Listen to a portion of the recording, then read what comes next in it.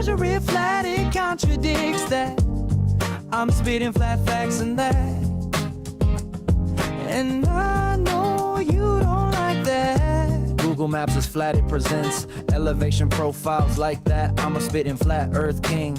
Sentence has a ring, doing my own thing. If earth was a big roast chicken, factually finger licking chicken. We just got the measurements missing. I'm spitting eggs and begs, begging the question lesson. I've said it before, time after time. I'm the spitting flat earth king of rhyme. Welcome to Flat Earth Debate, Uncut and After Show.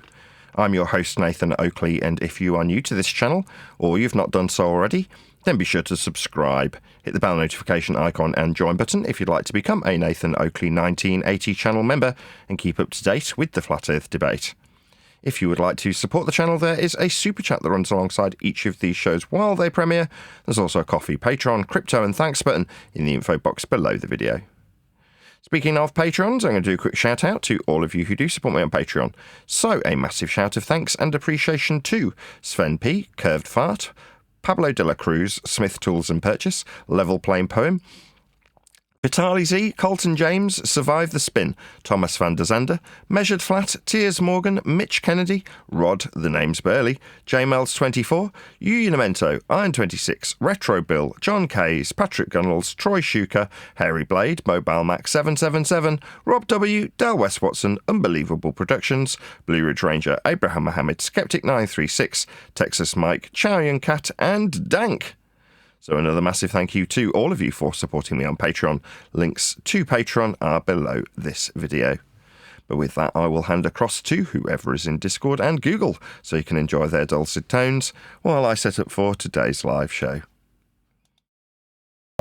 But you're landing in my world. I don't want to profess myself an expert, Neil. But certainly Paula was correct in saying that it's basically your risk tolerance. You can keep it as simple as a bank savings account with low interest.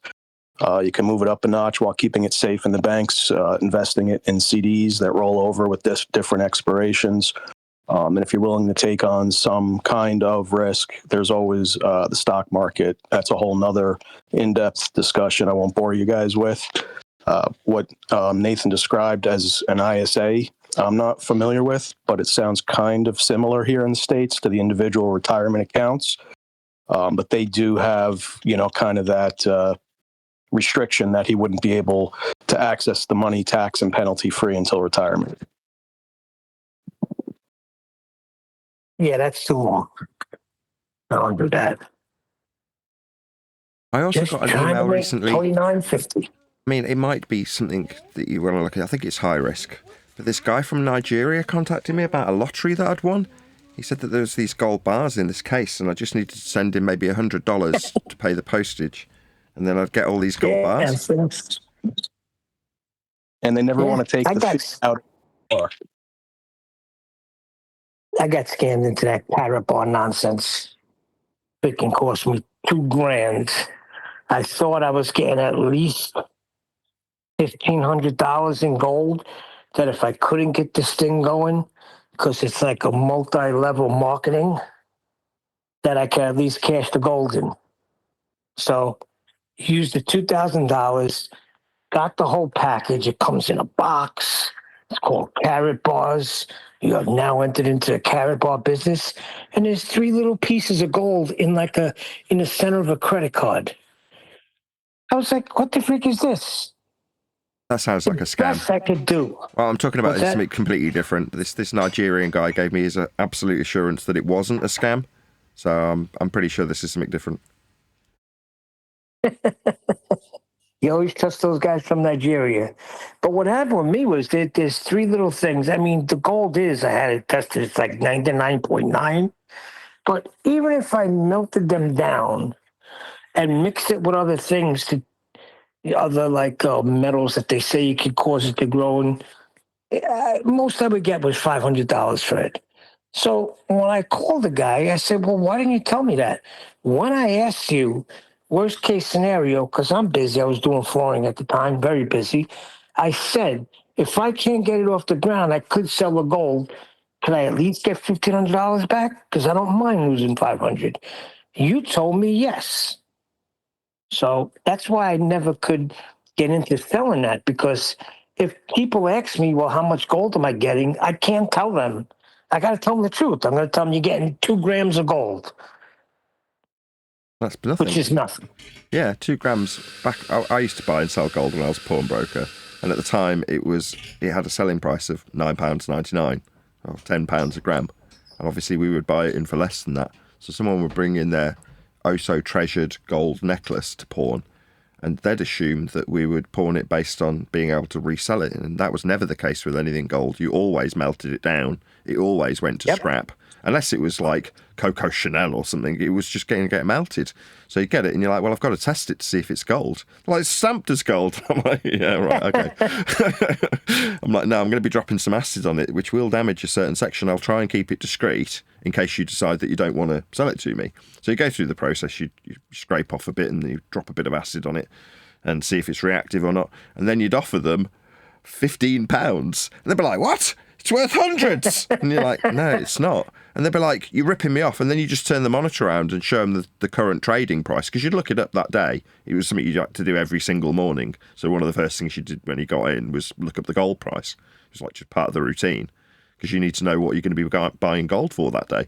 So you'd know it off the top of your head when they're like, you're ripping me off. And I'm like, gold sells for £9.99 today. I've got to sell it at that value. That's its scrap value. So, and it varied. It depended on the quality, obviously. Higher quality gold sold for more money. But, you give them a price based on whatever they've bought in. Normally crappy 9-carat gold. And people just didn't believe you. They'd assume that... Along this lines, right, I tell this story to Craig at his shop because he's dealing with computer repairs. And one of the things that you do in a pawnbroker intentionally is waste a lot of people's time from their perspective by testing. So if you get an item in, like that gold, you'd test it, right? But at the time I was working in this pawnbroker, it was the Wii. You remember the Wii? People were trying to sell on their Wiis because newer consoles had come out. I can't remember whatever the touchscreen one that came out that replaced it came out, but it came out and suddenly the Wii is last year's console and everyone wants to sell it, right? Someone would come in with a Wii, and you'd go through the rigmarole of wiring it up to the TV, checking it forward, backward, make sure a game loads, make sure the controllers work, check everything, like really thoroughly. And it could take 15 minutes, a fair chunk of time, depending on how busy you were and how many people were waiting and what other stuff's going on. If someone else is testing a bloody PlayStation at the time, you know what I mean? You could be keeping them waiting for a while. Once you get to the end of the process, you're like, right, I've tested it, it works. Yes, we will buy it. I'll give you £5. They'd be like, it cost 150. It's got extra controllers. And then you'd draw their attention to this cage next to them, like right next to them, within inches of their face. You go, look in that cage, and they turn to the right, and you'd be selling them for $9.99 each. Now, obviously, in their mind, when you're trying to sell your item to us, the pawnbroker, you want close to what you paid. You paid 150 quid. You're hoping to get 70. That's what I'm saying. I'll give you £5. And they'd be like, you extorting bastard, how dare you? And you're like, look in the cage. We sell them for a tenner. And it just used to... It played out 2 or 3 times a day. That exact scenario. It was just incredibly amusing. Because you're like, the guy who comes in to buy a Wii is over the moon. 10 quid for a Wii. Yeah, we've got hundreds of them. You can buy the games for 20 pence each. Got hundreds of them too. People don't realize when you buy it for retail, when you go to sell it, you're not even getting a quarter of that. That's it. Right. Yeah, I had to deal with that when I was purchasing microphones. So I put all of those skills into making a profit on the microphones while I was waiting for the book to be produced. So I was buying and selling them, but I'd have to use that skill, explain to somebody who's got something up for sale for £10 that I want to buy it for 2 quid, and then immediately tell me how insulting it was, and me say, no, look, here you go, here's 3 that have sold for £4. Like, but you're offering me 2. I'm like, yeah, I want to resell it. I'm like, oh, you're just a reseller? Yeah, that's what people do to keep their house. You buy for £1 and sell it for £2. That's how it works. They're like, well, I want to sell it for £2. Yeah, I know you want to sell it for £2, but you've got 2 other items for sale on your site. One's a blanket, the other's a piss-stained pair of shoes. People don't want to buy your items from you. Me, I'm going to service it, clean it, put a really nice advert together, and hopefully double my money on it. Now, you can hope that you'll get that. I mean, if you want to make a really nice advert for it and polish it up and have it serviced, then obviously you can make £4 instead of 2. But I want to buy it off you for 2. And they're like, I paid 50. Yeah, I don't care. And you'd have to do that 10 times. And it was the same in the pawnbroker. It was always the rule of 10. 10 people would come across your desk, have their 15 minutes with you testing their gear, to only turn around and say, I don't want to sell it for that. You're like, well, you're not obliged to. Thank you for coming in and letting me test it, though. I'm really grateful that you've offered us the opportunity to offer you money for it. I appreciate that you don't want that amount. Hopefully you can, keep it and make use of it. Well, I don't want to keep it. Yeah, I'll give you £2 for it then. You know what I mean? And one time in 10, they'd go, okay. Well, you know what we used to do, because we had a line of pawn shops that we used to deal with when I was, bad and doing those things. We would get our gold and we would just pawn it for about a month or 2. They'd give you a month or 2, and if you couldn't get it, buy it back out, right, for the money they gave you, you would leave like $10 or $15 more for them to hold it another 2 months, something like that. And that's how we did it when we needed money. We would just temporarily pawn it. Oh yeah, that was the same thing. What you were principally doing is purchasing it off them, but you wouldn't tell them that. The way the rules work is that you just have to purchase it. It just becomes yours. But you give them a little contract that says, in 30 days from now, you can purchase it back or any time in between for a little bit more than we gave you. In other words, for the guy that comes in, and that's what you'd have to explain to them to entice them. Like, I'll only give you £4 for your Wii. And they're like, that's an outrage. I don't want to sell it for that. And you're like, well, I'm not buying it from you. We're a pawnbroker. But we'll buy it for £4, but it means that if in a month's time you decide that you want it back, you can pay £5 and have it back.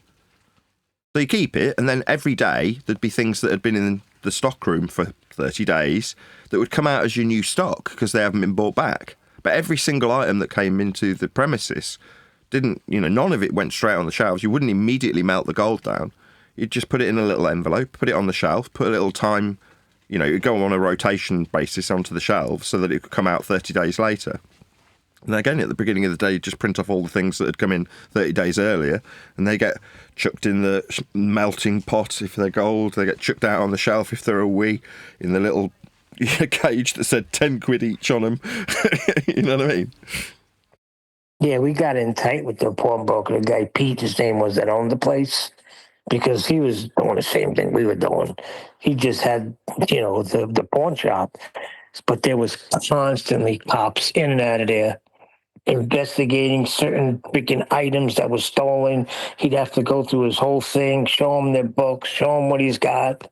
Because you can't just go in there and pawn it. You have to have ID. You got to sign your name to it. I mean, they got to make sure that it's not stolen. And if it is, your name is on it. Yeah, there was a lot of shady stuff going on there. That was all part of the 15 minutes that they'd spend there. What, you've not got any ID, then I can't buy anything from you. Oh, well, I just want a bit of cash for it, I don't care. I want to know exactly who you are. I'm going to take a picture of you as well. And they'd be like, what? Well, yeah, for me to give you £4 for your Wii, you're going to stand in front of this camera and I'm going to take a picture of you. Really? Yes. I don't want you to take a picture.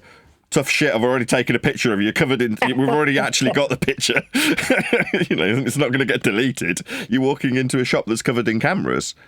But it will be ascribed to the transaction upon you agreeing that you want £4 for it. Then your photo's attached to the transaction. So if someone comes in asking where this item's come from this guy, here's his photo. Yeah, he had him on a tight ship there because he would be liable for that. If he bought something and they didn't have ID, he would get in trouble for the owner of the pawn shop. Yeah. So he ain't taking that chance. That's why I ended up falling out of favour with the owner of the store. So as the manager, he wanted me to do loans. And I was like, fine, I'll follow the rules to do the loans. And they were payday loans. And as a consequence of me following the rules to the letter I never dished out a loan to anybody. The staff beneath me dished out plenty. And they thought I was dumb and didn't realise they were breaking the rules to try and hit these targets. Targets that were in place while they were simultaneously being told that if someone reneged on their loan, it would come out of their back pocket. I'm like, that's definitely not legal. But nevertheless, these unsecured loans were being offset by the owner of the store against certain staff members. I'm like, what an outrage. I'm like, no worries, I can negate that just by following the rules. So I did. And he'd get to the end of the month and be like, you haven't issued a single loan. I'm like, yeah, I know. Well, and they'd be like, well, let's have a look at the ones that you've gone through applications with. And I'd show him, and I'd be like, he fell short on this. You're like, well, you need to bend the rules. I'd be like, oh, yeah. And if I bend the rules and he reneges, you'll have it out of my salary, will you? And he'd look at me with this look as if to say, you think you're clever with your check, mate. And they hated me for it. I mean, they literally hated me. But I did it because I hated the process. I thought it was evil. I mean, pawnbroking is fine. It's one thing coming in with an item and getting peanuts for it. Once you've relinquished yourself of that item, there's no further detriment to that individual. They might have got a crap deal, but that's the end of the process. When it's a payday loan, yes, it's unsecured and they can just tell you to get lost. But most people who are in the circumstance to be asking don't realise that and just end up in crippling debt to the pawnbroker for cash.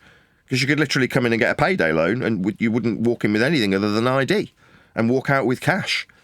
But the 5,000% interest on it, I was just like, this is criminal. It was around the time that the Brits got involved with changing the laws to stop this from happening.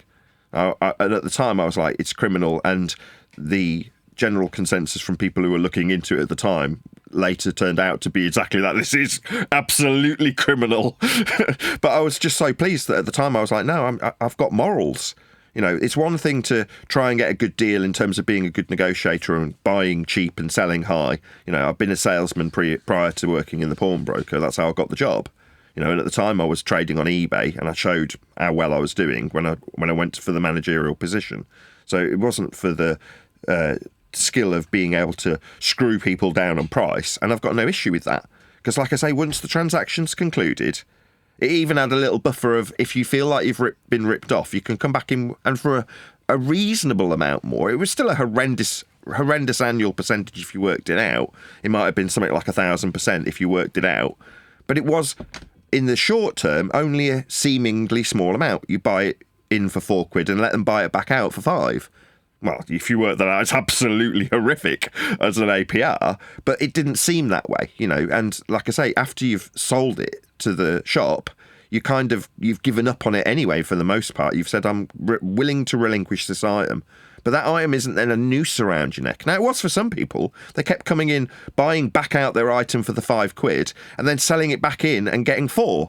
And they'd do that over and over and over again. And for those people, you did pity them. But you're like, that is what pawnbroking's about, though. It's a service. And while I might not necessarily agree with people doing that either, that was kind of the job and I had to accept that. You know, having, you know, been in a position where I had no job, I was just selling on eBay at one stage. I'm like, no, I do need more income. So I ended up getting that job as a manager. But like I say, the payday loans were just evil. Truly true. I did one the entire time I was there, and the guy reneged on it and laughed at me down the phone, which I laughed with him. I phoned him up like, we haven't paid back your payday loan, and he went, just laughed at me. I remember it, and I laughed with him. I'm like, So how much did you have to pay? What the loan was? No. Because the way that the owner got around saying, I'll have it out of your salary, was to say, if you haven't followed the rules to the letter and they renege on it, then it'll come out of your salary. That's how he was getting around it.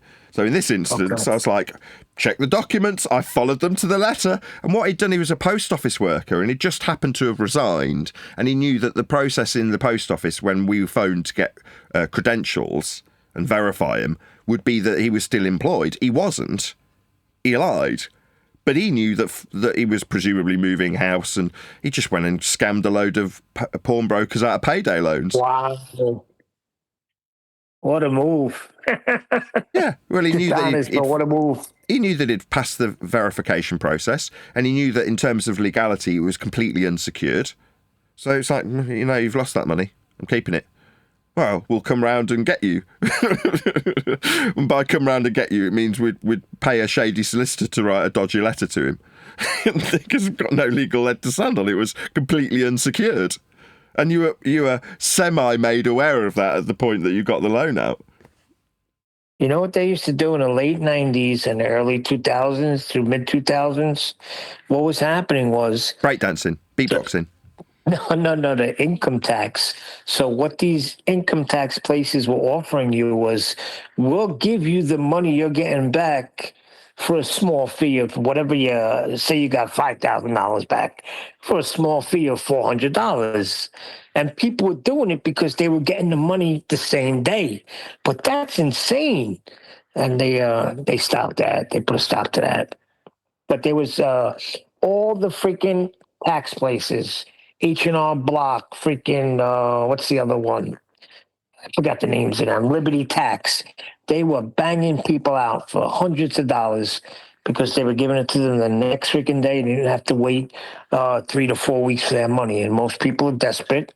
If you got a large amount of money, they're willing to let 400 go. I was never willing to do that. I'm like, no way, man. Me neither. I'll wait. Yeah, I've always been generally poor. You know, even when I've been in employment, I'm normally pretty poor. But, you know, it's like, no, do you not realise how huge a chunk of money that is? But people are penny smart and pound stupid. The worst culprits were people when they were buying and selling houses. Then it got utterly ludicrous. You're like, what? You're willing to drop your price by £10,000? And when you're selling a £150,000 property, £10,000 doesn't seem like... That's a huge amount of money. You know, you're the kind of person that would look at buying the off-brand cereal to save 20 pence, but you're willing to give this person £10,000 at the drop of a hat simply because they've asked. But people were like that. They were penny smart and pound stupid. Yep. It's most people because most people need the money immediately. Not me. I didn't care. Like you said, I was used to being poor, so I'll wait.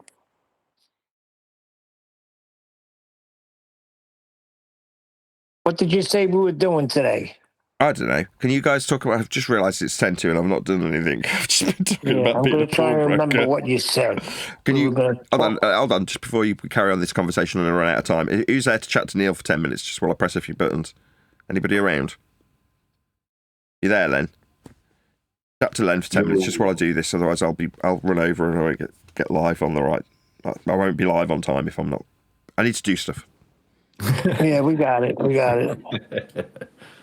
No, I forgot. What did he... I know Nathan said we were going to discuss something today, but I totally forgot what it was he said we were going to talk about. Crazy. Was it not a video one deck had posted or something?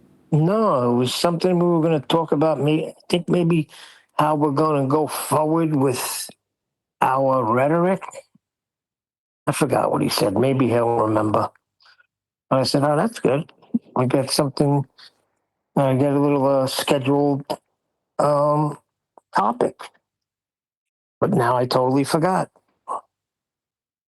Anyway, it is what it is, right? How you doing? You busy? I've ended up having the day off. The weather's been absolutely terrible. It's been chucking it down all day. It sucks. Oh, not sucks that you can relax, but it sucks that you're not making any money today. I can handle it. But yeah, just cleaning up cat shit. Cat decided to shit on the fucking dining room floor today. Yeah, I got a different issue. You know my issue. He's got that freaking oil on his ass, whatever it is. It's oil, but it's like constant. Oh, my goodness. And I think I'm going to try and wrap it up in gauze. Treat it, wrap it up in gauze. My son told me, you got to take him to a vet. I said, do you got the money for the vet? He looks at me, cocks his head a little bit. I said, vets cost money. They a lot of money. Not $50. They cost more than kids. The veterinarian costs more than a freaking doctor. So I said, he's not in any pain. It's a pain in the neck for me because I got to constantly clean up after him and treat him. But he's not in any pain. I said, and are you willing if I take him to the vet and the vet says, you're better off putting the dog down because it's cancerous, you want to do that? Change his tune real quick. I can recommend a film called Old Yeller to you. Anyway, I've got to carry on. Old Yeller. That is an old one. Speaking of freaking songs, that was nice, the one that when he played. I was cracking up in the car. It was freaking hysterical. But it was pretty good too. I liked the beat. I liked the way it flowed. Very good. I can't. Oh, the last one that he posted that was my favourite. I can't remember what it was about. Which one? Wait. There's more than one? Yeah. There was two. I got the one that was when they messed up his name. He didn't pronounce it the right way. It was Quavo or something. The other one's called Sea Level. Oh, I didn't see that. I seen it, but I didn't know that was a song. I'm gonna have to check it out. It's decent. It's catchy. Sea Level. I mean sea level. That's good. Yeah.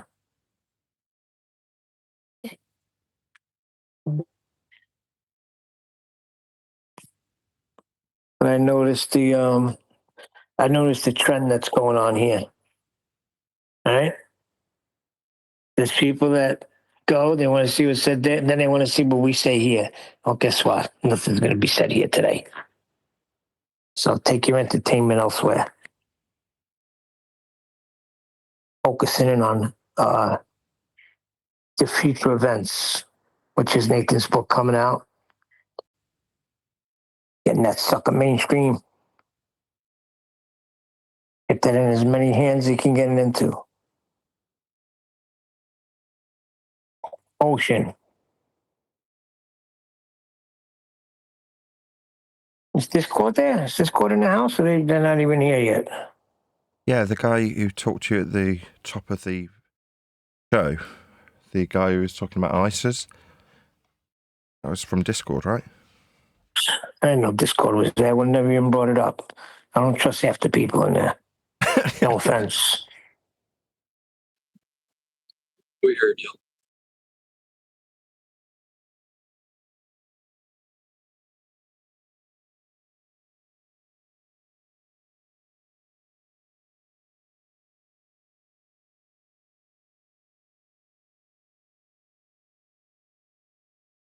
Remember that guy, LVA Paul?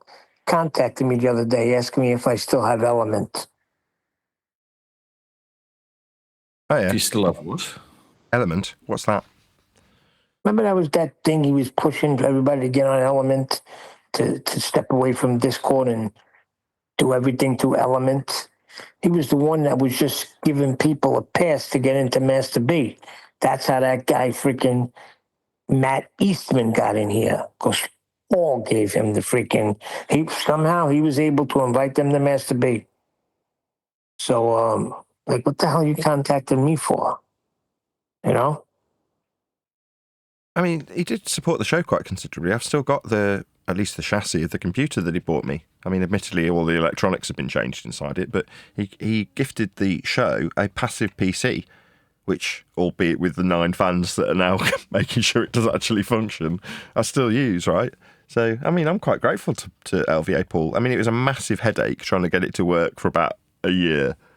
But he spent, in the peak of chip shortages and COVID, he spent thousands on this machine, so I had a working machine at the time. So, I'm still grateful to LVA Paul, because he, like I say, supplied a computer to the show. Yeah, I'm grateful. He's helped me out a few times, but I feel like there's a motive somewhere with him. And plus, he's on the other side of the fence. I can't hang out with him. I got no use for you. Everyone's always got an ulterior motive, but you just, some people are ignorant of circumstances that befall their even favourite YouTuber sometimes. So yeah, that's no reflection on anybody. I know you feel differently, but... Good afternoon. How are you? Hello. Hello, I'm good. I've been editing a video together, which I haven't quite got done in time to actually have uploaded for people who are members. So I think I'm going to name it something to do with Pearl and 50 Cent, who was the rapper I couldn't remember the name of yesterday when I was talking about Whistle While You Work. So I couldn't find the shorts video either. I was really frustrated with myself. I spent about 25 minutes looking for the damn thing in all of my history to see if I could find this 50 Cent interview where he's on a mainstream American chat show.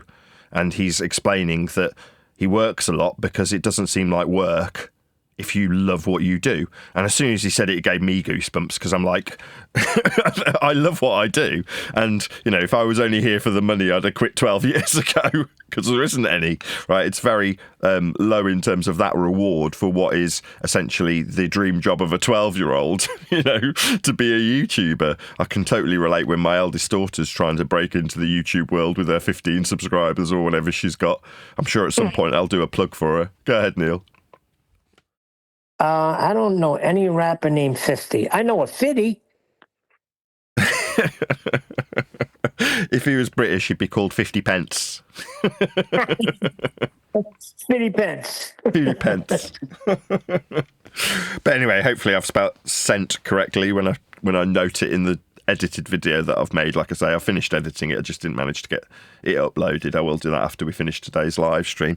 But I'll name it Pearl and 50 Cent, or it was about having your name in lights, basically about having fame, because I'm about to release a book, and there might be a sentiment that, oh my God, I've got a book coming out, suddenly I'll have my name in lights and there'll be ticker tape parades, and you're like, no, get a grip, right? Even though I've put a huge amount of work and time and effort into producing what is hopefully going to be released in the next couple of weeks, it's a lot more in-depth now. I'm actually in touch with the publicist. He's, you know, telling me I need this, I need that, I need the other, and you're like, oh, right, okay, so it isn't just as simple as stick it out once it's finished being written. There are other I's that need dotting and T's that need crossing that aren't directly related to the text. You're like, I see. Because initially he just gave me a date. He was like, it should be out by the end of the month. But you're like, okay, well, let's just do it. What else do I need to do to get it even shorter in terms of the time frame? And then when things come onto your desk, you're like, oh, okay, that does require work. As an example, so we've got Len here. I sent off a cover art for the ebook, and he was like, no, it needs to be in XYZ DPI and resolution. I'm like, that's what I sent you it in. He's like, no, you haven't. You've sent it me in this resolution. I'm like, oh, okay. Well, I thought I'd done the correct job. I'll ask one of my compadres on the panel to also produce it, and I'll have another bash. So I've then sent it out to him today in a format that I've produced and a format that Len has produced, hopefully that will actually reach him via email in the correct resolution for the ebook. But like little things like this, along with a whole bunch of other stuff that's very boring, sort of compounds the amount of time that it actually takes to come out, leaving me in the situation for 2 straight months saying, just a couple more weeks. But it's one of those. About a month ago, I was saying it's going to be a couple more weeks. It's like when you've got a Guinness and you filled it 2/3 of the way and set it on the bar. Now, if you're unfamiliar with the process of pouring Guinness, you're looking at it going, well, do I take it? What do I do? And the barman's like, whoa. It's got to settle. Now, by settle, in metaphor, that's actually lots of work. You know, there's little things that need to be done in order to put out a professional looking, I mean, I've never written a book before, but you know what I mean, a professional product. So, you know, it will be here literally in a couple of weeks, hopefully less than that. It might be 10 days, you never know. But it's on the genuine last countdown, having finished writing it and passing it on to the publicist who's going to eventually publish the damn thing. And it'll eventually, presumably with very little fanfare when it first comes out, start generating a little bit of revenue for me, which is the whole purpose of that. Back to the original point, I've enjoyed the process. I was saying this on yesterday's show. It's gone through a tumultuous birth, but that doesn't change the fact that every step of the way was enjoyable while I was doing it. You know, there were certain parts that were tedious and dragged out for the purposes of theft, but, you know, aside from that, that in even of itself has gone into the book as part of the book's content. You know, so in some ways, a betrayal that's delayed the process has actually been, you know, beneficial in some small way to the end product, as it's formed literally part of a chapter titled Betrayal. And that is part and parcel of life in general that is relatable a level that most people who are reading about a concept, an idea of flat Earth itself, can digest in a way that is unilaterally applicable to anybody who's reading it. So, people like the sex, drugs, rock and roll, and in this case, betrayal, that life in general throws at most people. So, it's nice to be a blank canvas initially, get betrayed, seems terrible in the moment, to then turn that into fruit. It's just a compost heap to have a nice, beautiful rose grow out of. And that's what's happened. So from that perspective, to come back to 50 Cent, or 50 Cent, his general attitude while he's smiling and answering the question is to say, I like what I do. That's why it looks from the outside's view like I'm just working all the time. You're like, well, no, I'm just existing and I like existing. Now that happens to be work. And for me, it's the same. I like doing this, right? This is the dream. I am living the dream. And if someone turns around and goes, but you're always having to e-beg, you're really poor. And you're like, yeah. Does that change what I'm doing? I'm doing no different to Pearl, another person who comes up in that edited video as an example, because she got demonetized and was in a position where she didn't have any money to pay all her staff. Like on the surface, she's got a couple of million subscribers. Ergo, she's doing all right. No, she had to move back in with her parents. And now she's trying to build that reputation back up after presumably getting the ability to actually monetize her own material. And she's kind of doing what I do. She's putting out loads of stuff, like 2, sometimes 3 videos daily. You're like, why? From a subscriber base of 2 million? Because she's still got to build back up her reputation after being demonetized. So long as you enjoy what you do, it doesn't matter if you're right at the bottom of the pecking order, just scraping by with, in my case, 25 plus maybe 26,000 subscribers, or at the dizzying heights of a couple of million, as is the case with Pearl. Everyone still suffers their own turmoils on that journey. But what is the journey if you don't enjoy the process? It's not just about money. I'm far less money orientated than most people out there. And that means that I can actually reflect on the moment and realise the value in this moment now. Not the money that will come at the end of the month when YouTube pay me in 10 days from now, right? And have done for 10 or 12 years now, keeping the roof just about over my head. It's about this bit, enjoying the moment with the people around you, the community that's been built. Even if the community doesn't like me very much at the moment because I'm calling them conspiratards and knocking them for being what they are, when I am that thing as well. It's an interesting time, to say the least. But we don't have a subject to cover. So, like I say, I'm doing bits and bobs. Yes, we do. You said we were going to do something today. I'm sure I did, but I can't remember what. I was doing bits and bobs with the publisher and my wife as a consequence, who's now gone back to work and was like, well, I'm doing overtime tomorrow. And I'm like, I need some help on the book. I need you to do this. She's like, well, see if I can get the time to do it. I'm like, how annoying. If I had more money, I could just keep paying her like I was doing when we were editing it. But like now, she's gone back to picking up bits and bobs of overtime to make her ends meet. And I haven't got extra money coming in from PayPal. If you did want to support me on PayPal, now's a good time, because there's still work to be done, which is frustrating. But by the same token, I've still enjoyed the process of making a book, and while I'm right at the tail end of it, I can even, because I'm like, sorry, bloody hell, I can even at the tail end of the process look at that process while I'm still in it and go, yeah, I enjoyed that. That was good, right? The end product gives me the facility to make this happen more often. Hopefully you'll see me sat in this chair with this background on someone else's show talking about the book. And from that perspective, that's being given to me as a facility. It will facilitate me going out on the road and promoting the material. And that, to me, is something else that's not money, right? That's me doing the promotion to have an end that is money. But you're like, but that's, for me, that is the end. That's what I want. I want the facility to go out and say, yeah, I've got a product to promote. That's why I want to be in front of you. It may not be the case that I get in terms of the exposure the level that you'd hope when you go out on tour. You want to be in front of the biggest person. You want to be in front of Joe Rogan, right? That's the ends, if you look at him as what he is, the biggest podcaster that there is currently. So you go, yeah, you want to be in front of that person if you're going to promote your stuff.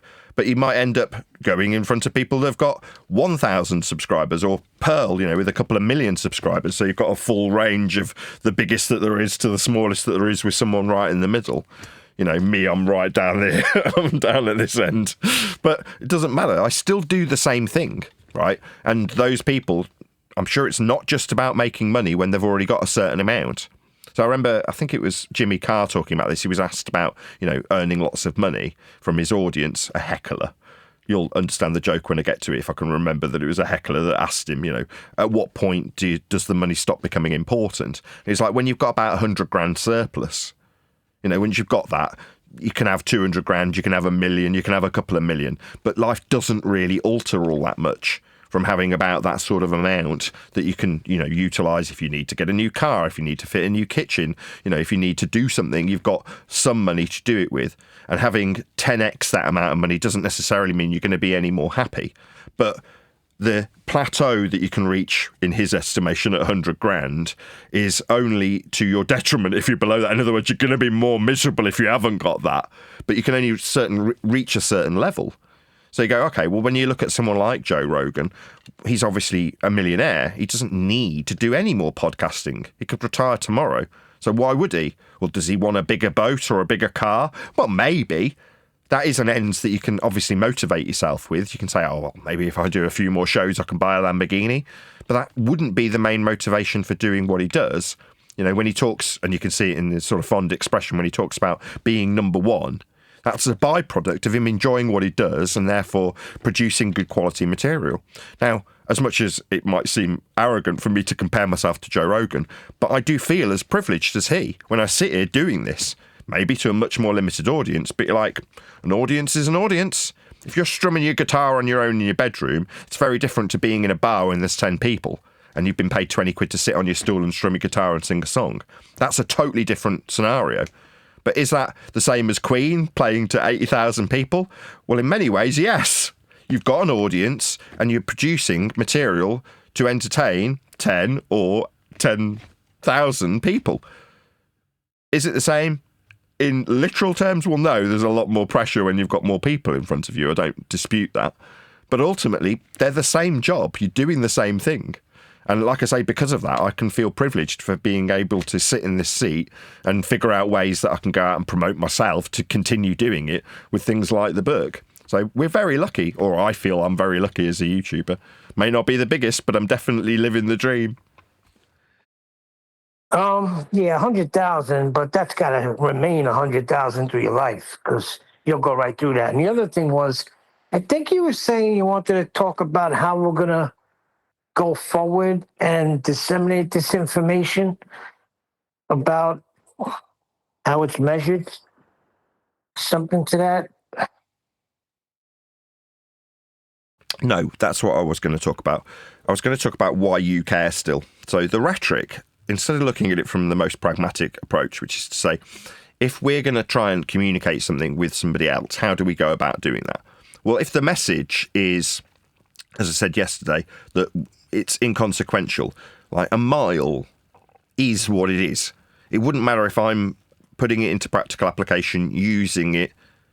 It doesn't matter. A mile is just a horizontal distance measurement that you can take off a scale, put on a map, and know that the production of the map has implied this axiomatic principle of horizontal mile distances or kilometre distances, so that you can find your way around using these tools produced by measuring Earth's surface. Flat. In all circumstances. That will happen regardless of whether or not we detach ourselves from the engineered argument of fart-sniffing Batman t-shirt wearing wankers who have ascribed too much value to the heliocentric paradigm versus pot-smoking hippies and conspiratards who have decided that they want to brace against their former religion of heliocentrism and being on a ball. Well, that false narrative of this person versus that person is completely separate from the geography, which exists in isolation, regardless of whether or not these groups exist battling it out about whether or not we're on a ball.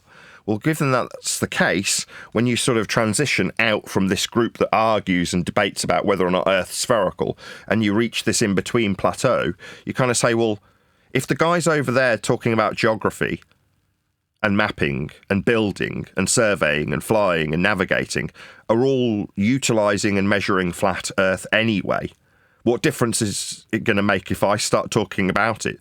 It won't. So therefore, with that in mind, I ask the question, why does someone like Neil, or when One Deck and Neil were discussing it, Neil and One Deck, concern themselves with going into various different forums to ascribe this information to the next man, when we, by my estimation at least, are quite inconsequential, much to the hatred of some of the people who are, I think they've all gone now, but were past tense deserting me when I call them conspiratards. You know, a failure to have an introspection about why you are in the position that you are in, arguing about whether or not Earth has sphericity, is highlighted and then becomes disturbing to the individual that's having it highlighted to them by me.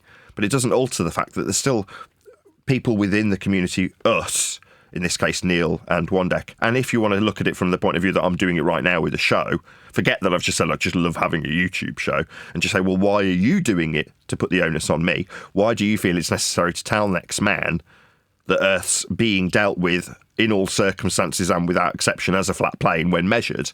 And the answer is, I don't really know. That's a difficult question to answer. Maybe we can figure that out if I ask for the motivation from someone like Neil or someone like One Deck when they're wandering into Discord servers to say, why are you arguing about how the distance to the geometric horizon functions when distance is flat, and in order to calculate into existence this geometric bent globe Earth horizon, you've got to measure your height off a flat Earth and infer horizontal distance. You're utilising flat Earth prerequisites to have this argument about whether or not we've got a geometric horizon, or whether or not we're turning, or whether or not there's a gravitational attraction that gives you a downward vector perpendicular to a plane. All of it's requiring flat Earth prerequisites to have the argument, and it requires the individuals who Neil and One Deck were up against, or pointing this out to, that they all whistle past the flat Earth prerequisites that are having to be utilised and axiomatic in the principles of things like directionality, altitude, circles of equal elevation, distance, as I've already mentioned, to believe that you've got a sphere that you can then debunk. You've got to whistle past all of those flat Earth prerequisites to do it, which makes the entire process, back to why am I doing it then, folly. It's inconsequential to how Earth is actually measured. It's always being measured flat anyway. And you, fart-sniffing anti-flat earther, or you, fart-sniffing anti-glober, are going to be engaging in something that's a complete folly. You don't have any bearing on directionality, altitude, the surface level measurements, the sea level averaged, the distance in linear, horizontal terminology. None of these things are applicable to you or me as a YouTuber. What difference does it make if I assert how flat and linear distance is? Doesn't. I'm not making maps. So who cares? It's inconsequential. Back to the original point. Well, why do we do it then? Let's introspectively analyse, why are we doing what we do when we tell the next man, you do realise you're using a flat Earth prerequisite, distance is flat, or you do realise you're using a flat Earth derivative, your altitude's measured off sea level, and your dip to a tangent point horizon is derived from eye level parallel with surface level. You need flat Earth to be axiomatically held to be true in order to believe you're on a curve with a tangent point horizon. Why would you do such a thing? Why would you ignore the flat Earth prerequisites? So why would you ask, Neil? Okay, if you're doing a job and you know that somebody needs to use a hammer to hammer a freaking nail in, and they're trying to hammer it in with a freaking screwdriver, you go to help them, right? Simple. Okay. So hold on, just stop, pause a sec. So if for the sake of argument you saw a singer on stage and you deemed her to be out of tune, that's that sort of comparison, Neil. No. No. Bad comparison, my friend. No. There and there, this all started as a debate, correct? Everybody thought there was a debate. There was a perception that there was a debate, yes. All right, so people are still in a debate when they shouldn't be, because we came across not new information, information that eluded us. So we naturally want to, hey, you're struggling with this over here. You're asking a guy to prove that the plane is rotating when he's using a flat earth to do it. Focus on what he's using, and then you can end this right here. No more struggle. I mean, I was going to use the help example to tell you the truth. You are sort of, I feel like you, because I've been tangled up in arguments and there's an argument and fighting and screaming at people about this for hours and days on end. And it's draining and there's no need for it. So I think we just now we've realized it's so simple, just through basic measurements. We can just tell somebody, look, you're arguing at the moment about Coriolis, and then you're getting into atmosphere, which is an oxymoron, and gas particles and not taking any shape. And you're going to spend hours on that when what we're trying to determine is the shape of the Earth. Or point out how it's just measured flat from the sea level. Sorry, I mean mean sea level. Yeah, it's like using a freaking screwdriver to hammer in a nail.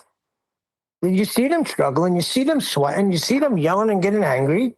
And you're like, hey, buddy, look at this thing they invented. It's been around for a while. It's called a hammer. Well, the measurements have been around forever. That's how God made it. We didn't ask it like one deck says. It was given to us. And that's how we constructed cities. That's how we built things. That's how we navigated. That's how we mapped. And it's all right there. Why are you struggling with getting a guy to prove the spin of the Earth that he's claimed? Trying to make it easy. Okay, you're trying to make it easy for people that are in a pond that we've just crawled out of. So you're looking back over your right shoulder and seeing that there's all these people in the scummy pond still using hammers to screw something in with, or using a screwdriver to hammer something in with in your example, right? Well, we've managed to crawl back up the hill onto a normie plateau and gone, wow, the whole plateau's flat, and every normie out there that ever measures this Earth that I'm now stood on at the top of the plateau rather than the ditch. But you're looking back at the ditch and going, look how many people are fighting in that ditch. We can make it easier. And you're throwing ropes back down to people who are going, what are you doing throwing a rope at me? In the middle of an argument here. You just want to end the argument, don't you? Exactly. That's exactly what's going on. And the reason why I was thinking about this, it's a detriment to all of us if we're still in that same position. We're not. They are. Affecting everybody. We're not in that pit anymore, though. When we climb up and go, well, it's geography. You're in this pit where you think you're arguing for the righteous cause of science to prove we're not on a ball, or science to prove we're on a ball, when all of them are in a category error. They've been organised and orchestrated to be fighting with each other, and fighting from a position of ignorance if you're a flat earther, learning about heliocentrism where you didn't previously. You'd previously learned about 9/11 truth, or no forests on a flat earth truth, or Mandela effect truth. Then you come into heliocentrism, having been fed the information after your previous watching of a video about some conspiracy. And then the next thing you know, you're up against some dweeb who's really, really irate about you knowing how the ball does work. And then you find that out and start figuring out how they've given you information that doesn't actually work. And so goes the process in the pit, in the trench. We used to even call it in the trenches. You're like, hang on, let's just climb out this trench a second. Hold on, there is no man's land. It's a flat plateau with all normies measuring, navigating, charting, flying and building on a flat earth without a care or leave. Now, don't get me wrong, you can go up to one of those normies and go, hi there, I noticed you're travelling in a northward direction with a flat earth compass in a flat earth mile. Why would you do that if you think you're on a ball? And they go, we are on a ball, north's at the top. Suddenly you've dug a trench in front of them. And you're like, well, why? The geography continued without you ruining that guy's day and digging him a trench and throwing him down and going, slide your way onto those people down there. They're all fighting about this. Tell them how north's up. Tell them how it's the top of the globe. While you're navigating your way back out this trench we've just dug for you. You're like, we've got to at some point cut the losses of these people and go, okay, while it was fun for 10 years, standing shoulder to shoulder with people who had very important conspiracies to tell you about, and they also believed, as you believed, that Earth is flat, we don't have a belief in a flat Earth anymore. And the measurements are used by everyone. So it's not like I find myself associating more with normies than I do with anti-flat earthers or anti-globers, formerly known as flat earthers. Yeah, but you're still finding, like we just said, these so-called flat earthers are still arguing about, you know, star rotations, the behavior of gas, atmosphere moving with the spinning of the Earth, which is atmosphere is an oxymoron. So even the flat earthers, they'll spend hours talking about that. We're just trying to say, listen, you don't need to talk about any of that. You're just wasting your time. I mean, you can do if you want to, but if you're just talking about the measurements, it's just from sea level, elevation above it, you know, elevation angles to and from Polaris using sea level for latitude. It's that simple. You don't have to mither yourself with anything else. I'll give you another example. Every heliocentrist is on the same page of what heliocentrism is. I'm not talking about the anti-ones that got into this and they changed their rhetoric and switched it around to fit what they believe, right? But they're all on the same page. And here all of a sudden you got flat earthers on a show saying, no, nobody can get pitch data. But, I mean, it's like contrary. It's like, are we in unison?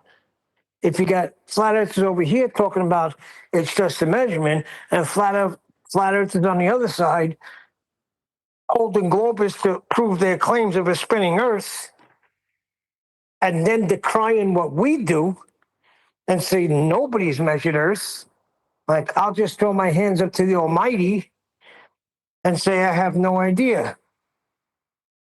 And we've referenced Job 38, a line across the earth. So, yeah, we're saying it's measured flat. We're not giving you the full dimensions of Earth. We never said we knew the full dimensions of Earth. So there's a problem. Yeah, so what you're suggesting is the people in the pit, when you say, well, it's just measured flat, what you're saying is when we measure Earth's surface, one aspect of the measurement is the axiomatic requirement for Earth's flatness. Just to be really pedantic and specific about what we're saying. Now, having said that, there's no response. But if you just say Earth's measured flat, which is still identifying the exact same aspect of measurement, they respond with, well, how big is it? No. Flat isn't a description of size. It's a measurement of aspect. Flatness is not a distance in kilometres. Now, by pure chance, because it's directly connected to Earth measurement and all roads do always lead to a flat Earth, miles are also, as a distance measurement, flat. That's horizontal, linear in nature. That's what they are. So if we're going to describe any surface of Earth that's been measured, we will describe it in the flat Earth prerequisite description that miles have attached to them. That is to say, Earth's measured flat in miles. Again, if you're screaming that down at the pit, they go, well, how many miles? I don't know. I've got England, and it's very thoroughly measured by the Ordnance Survey. It's all flat in linear miles, and you can even describe deviations from those flat measured miles in distance terminology to give you deviations in the vertical aspect from a measured flat average called sea level. So you have to have the axiomatic principle of miles remain flat if you're going to describe deviations from it. It's called an elevation profile. If you look it up on a Google mapping piece of software or equivalent, that's how it'll be described.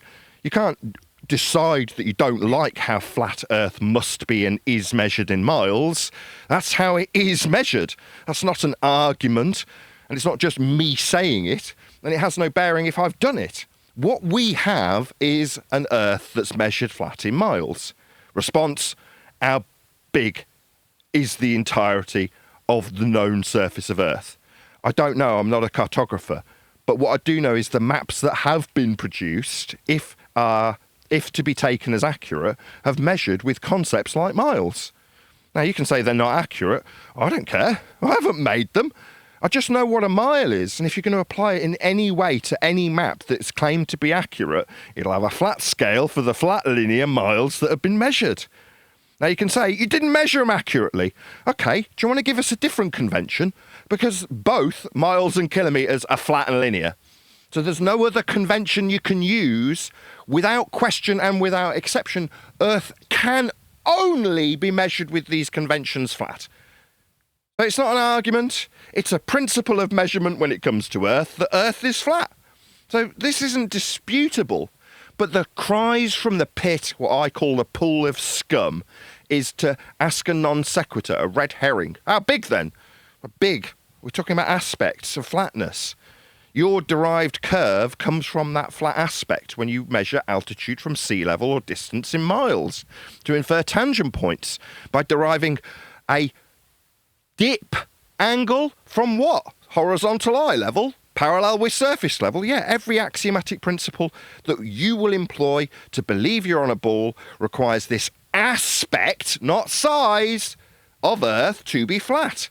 That's how it is measured for you with your stupid ball belief and anybody who maps or surveys the terrain that's being mapped and surveyed. It is and can only be flat, precisely as measured. You and me don't have to like it. What are you going to do? Say, well, Miles' curve? No. You can't describe deviations in the vertical from an axiom that is required to be horizontal if miles bend. If they did bend, you'd need a different convention to describe how much they deviated from horizontal when they bent. They don't. Ultimately, all we're hearing is detractors who don't understand the axiomatic principles utilised in Earth measurement, decrying them like they have a consequence. Leave them in the pit. What, are you about to produce a new conception like Miles? You're not. And then why are you asking me about this? Who cares? Are you about to produce a more accurate map with something, again, other than miles, because you're going to have to employ horizontality in the linear distance? That's what distance, in this case miles, is.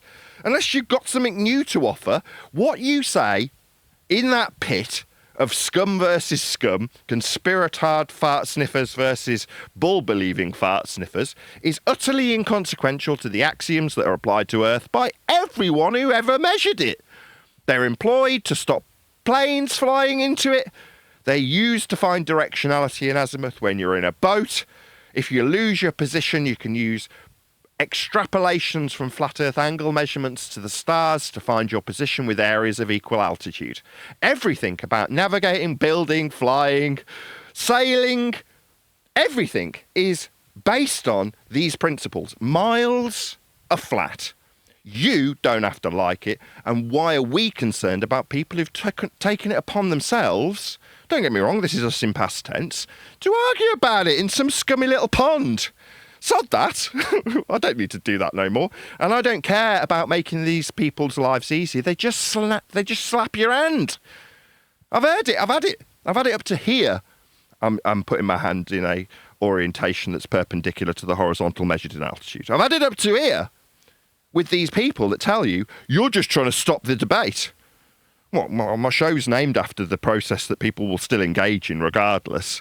It's just we've got the silver bullet, the end of the argument. I get that it makes you redundant. You can't lord it over next man as being so intellectually superior to them because you found out the secret knowledge of the secret flat Earth and how they're all lying to us about us being in space.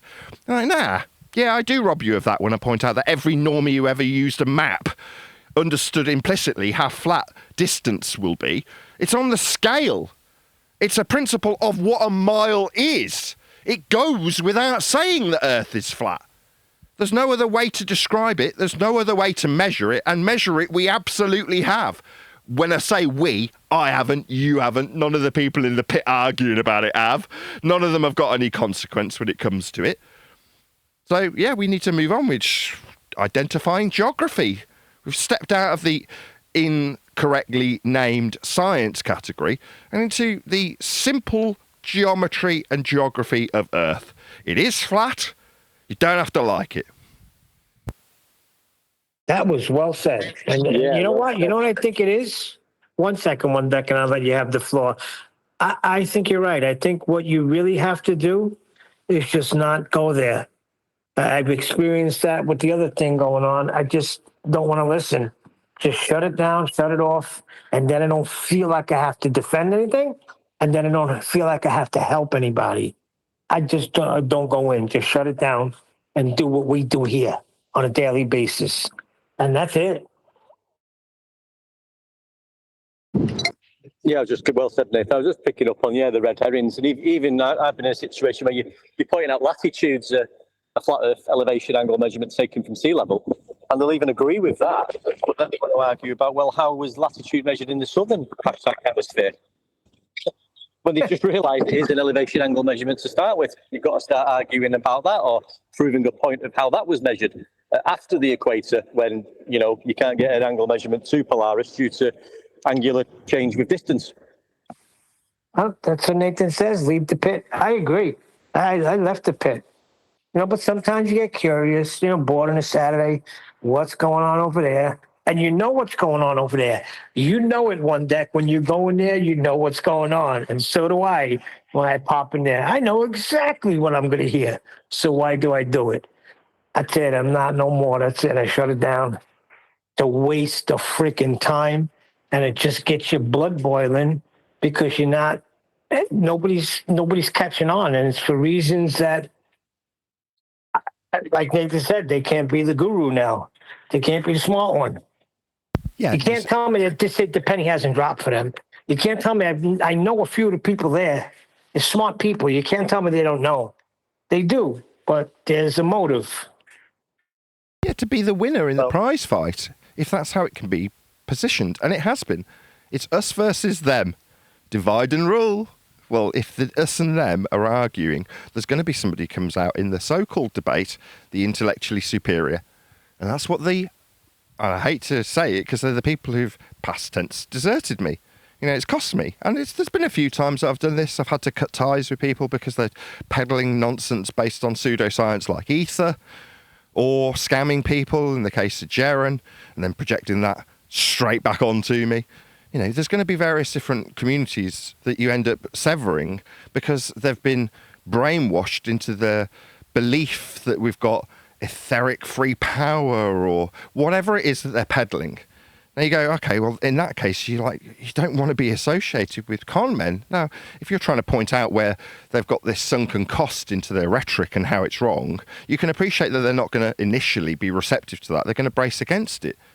But it doesn't alter the fact that when you're peddling bullshit with the same exact magic trick of utilising science to perpetuate your rhetoric, you know better than the people that you're claiming to want to destroy when you say that you're going to lead the world into truth with flat Earth. I know you're not. If you cared about the truth, you wouldn't be using the same magic tricks of suggesting that you've got evidence that's scientific when you haven't. Now, when you point these things out for the greater good of truth, you're going to end up detaching yourself from certain communities.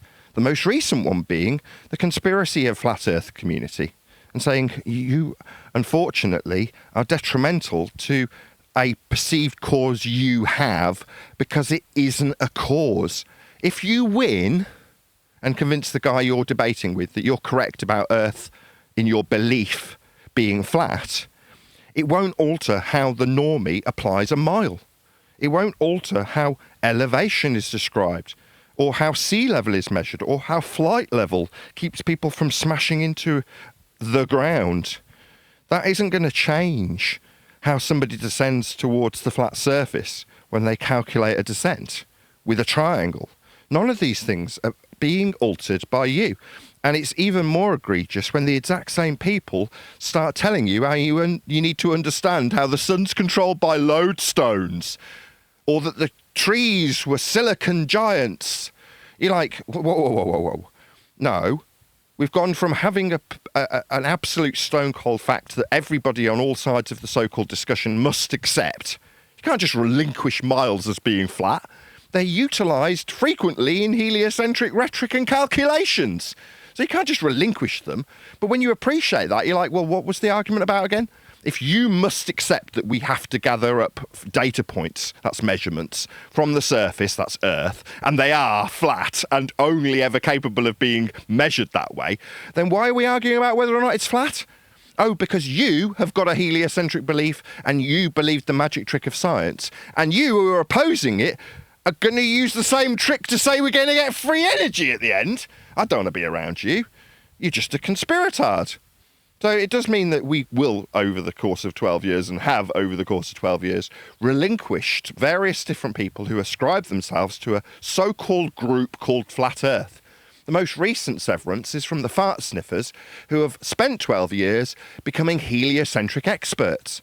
Now, I remember about 3 years ago saying this, that we had trained ourselves as heliocentric experts, and I said we should label ourselves as such. And it got a lot of pushback. I don't want to be known as a heliocentric expert, because then I'm comparable to the people we're bracing against. Right, now here we are 3 years later, you are absolutely comparable. You're a Batman t-shirt wearing anti-globers, sniffing your own farts, because you've learned all about how heliocentrism doesn't work. Well, to know something doesn't work, somebody in a debate who needs to be able to counter their opponent's position should be capable of arguing the opponent's position more effectively than their opponent. That is to say, to win, you need to know your opponent's position better than they do. That's all flat earthers have done. They've trained themselves in being really good at debate by learning how heliocentrism works. And now we've got a load of tossers on our own so-called flat earth side, flexing their muscles because they know so much about heliocentrism and how it doesn't work, to the point where you get so-called flat earthers saying to globe-believing normies, well, do you know how fast Earth's supposed to be spinning? You're like, what? We need to run from these people as quickly as humanly possible.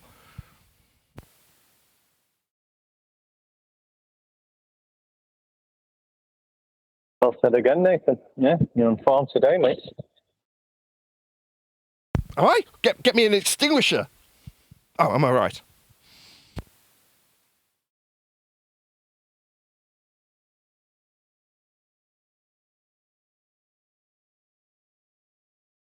Yeah. Show it.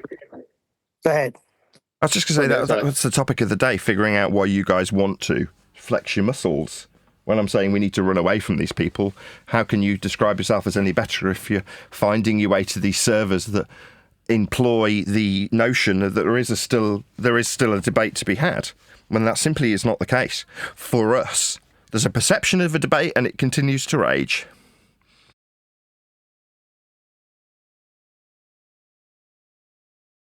So why? You said you won't do it, but that isn't answering the question. Saying, all right, I see the error. I see the futility, not error. Therefore, I won't do it again. Why do it in the first place? I'm outside. I missed the last bit. Yeah, I think what we were saying earlier when me and Neil have been in recently, I don't know, we've just discussed all this. I think... Try again, you're breaking up. It's actually anti-flat earthers, just sort of reaching out a little bit and saying, you know, I've just said all this before, but like you say, we were doing it with our so-called flat earth people that we know.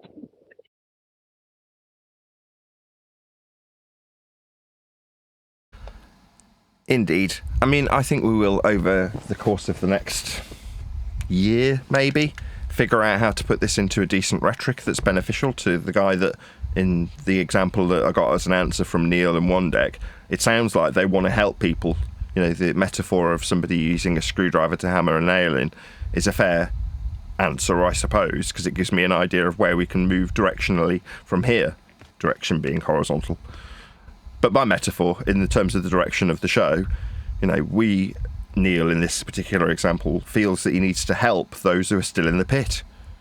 Now, when those who are in the pit have told you, no, they want to fight, and what you're doing puts an end to it, therefore negative. Like, what? We were being told that we wanted silver bullets in the flat earth camp, that we needed something that would just end the argument immediately. And when it's on the table, here we go, argument ended. It's all being measured flat for everyone, always and without exception. Done. Job's a good one. That's the end of the debate. Me saying that is the silver bullet. What's that? I can't say that because it draws an end to the debate, and that's not what you want. Stay in the pit. And stay away from me.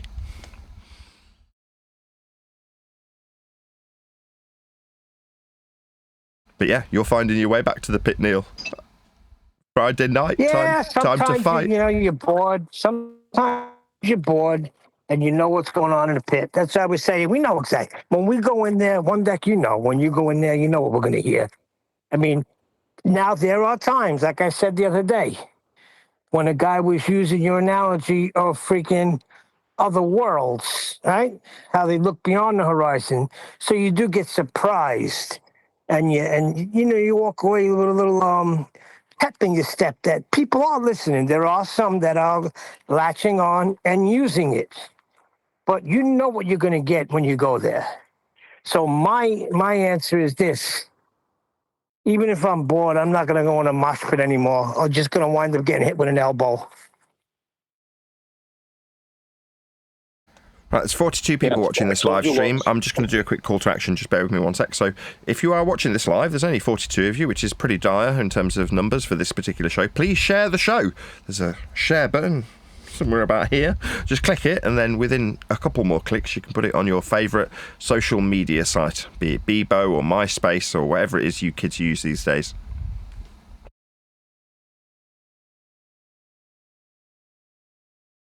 So yeah, That please share the show. number makes me worry a little bit. What makes you worry? That number. How many? 42. 45, that's it? Yeah, it's not great, but that's one of the reasons why I want to have a book come out, so I can go out and encourage others on other platforms to not only talk to me, but obviously promote my book, so that generates more of a revenue for me. But moreover, that process itself exposes what we do to the plateau of normies that I was describing earlier. So I can only hope that is the case moving forward, that people will start in probably the next week to 10 days receiving press releases from me about having me on their show to talk about the book. Now, that will just generate a discussion about Earth being measured flat in more general terms. And like I say, that will, as I was discussing on yesterday's after show, if you remember, you'll hopefully have heard this already, talking about how that will generate your average normie to recognise that there's an open door here and think, well, I want to walk in and tell these idiots that they don't understand that there's a just distance to geometric horizon at 1.2 times the square root of the observer's measured height of a flat Earth, measurement called mean sea level.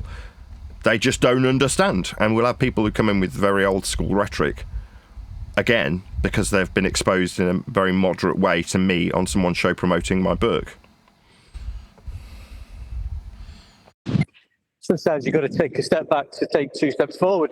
You know, like you say, we're at this point in time where things are sort of developing and changing. We're on top of the flat plateau, looking at the rest of the people wriggling around in the pond. But in time, this might be like, it will grow again and people will realise the error of the ways, and our work has always been measured flat. There's no argument, there's no debate, and we can still move on and talk about these issues and have fun, and the show goes on. Indeed. So yeah, smash that share button if you are watching live. Share. And yeah, a very warm welcome to all of you who are actually here. Good to have you all. Please smash the super chat to support this channel. Yeah, so in this interim period, like I say, I'm back to a little bit of grindstone work on the book, which is frustrating, but I kind of should have realised that when sending it off to the publisher, that it wouldn't just be as simple as, well, now it's out. You know, there is still work to be done, which is a little bit annoying, but, you know, part of the course. It just builds up the anticipation, that extra notch. I'm like that wedding guest that's arrived 20 minutes late and is like, oh, the bride's still not here. No, we're still waiting for her. Yeah, the pianist has been playing for quite some time. And you're like, well, will she come at all? I had a couple of people who've said that in comments. They're like, no book then. I don't think there's going to be one. You're like, oh, right, okay. Fair enough. And it's a bit like that at that wedding. Is the bride going to turn up? You've talked a lot about getting married to her, but I don't see her in a big plump dress. Where is she? It just builds up the anticipation. Fashionably late, they call it.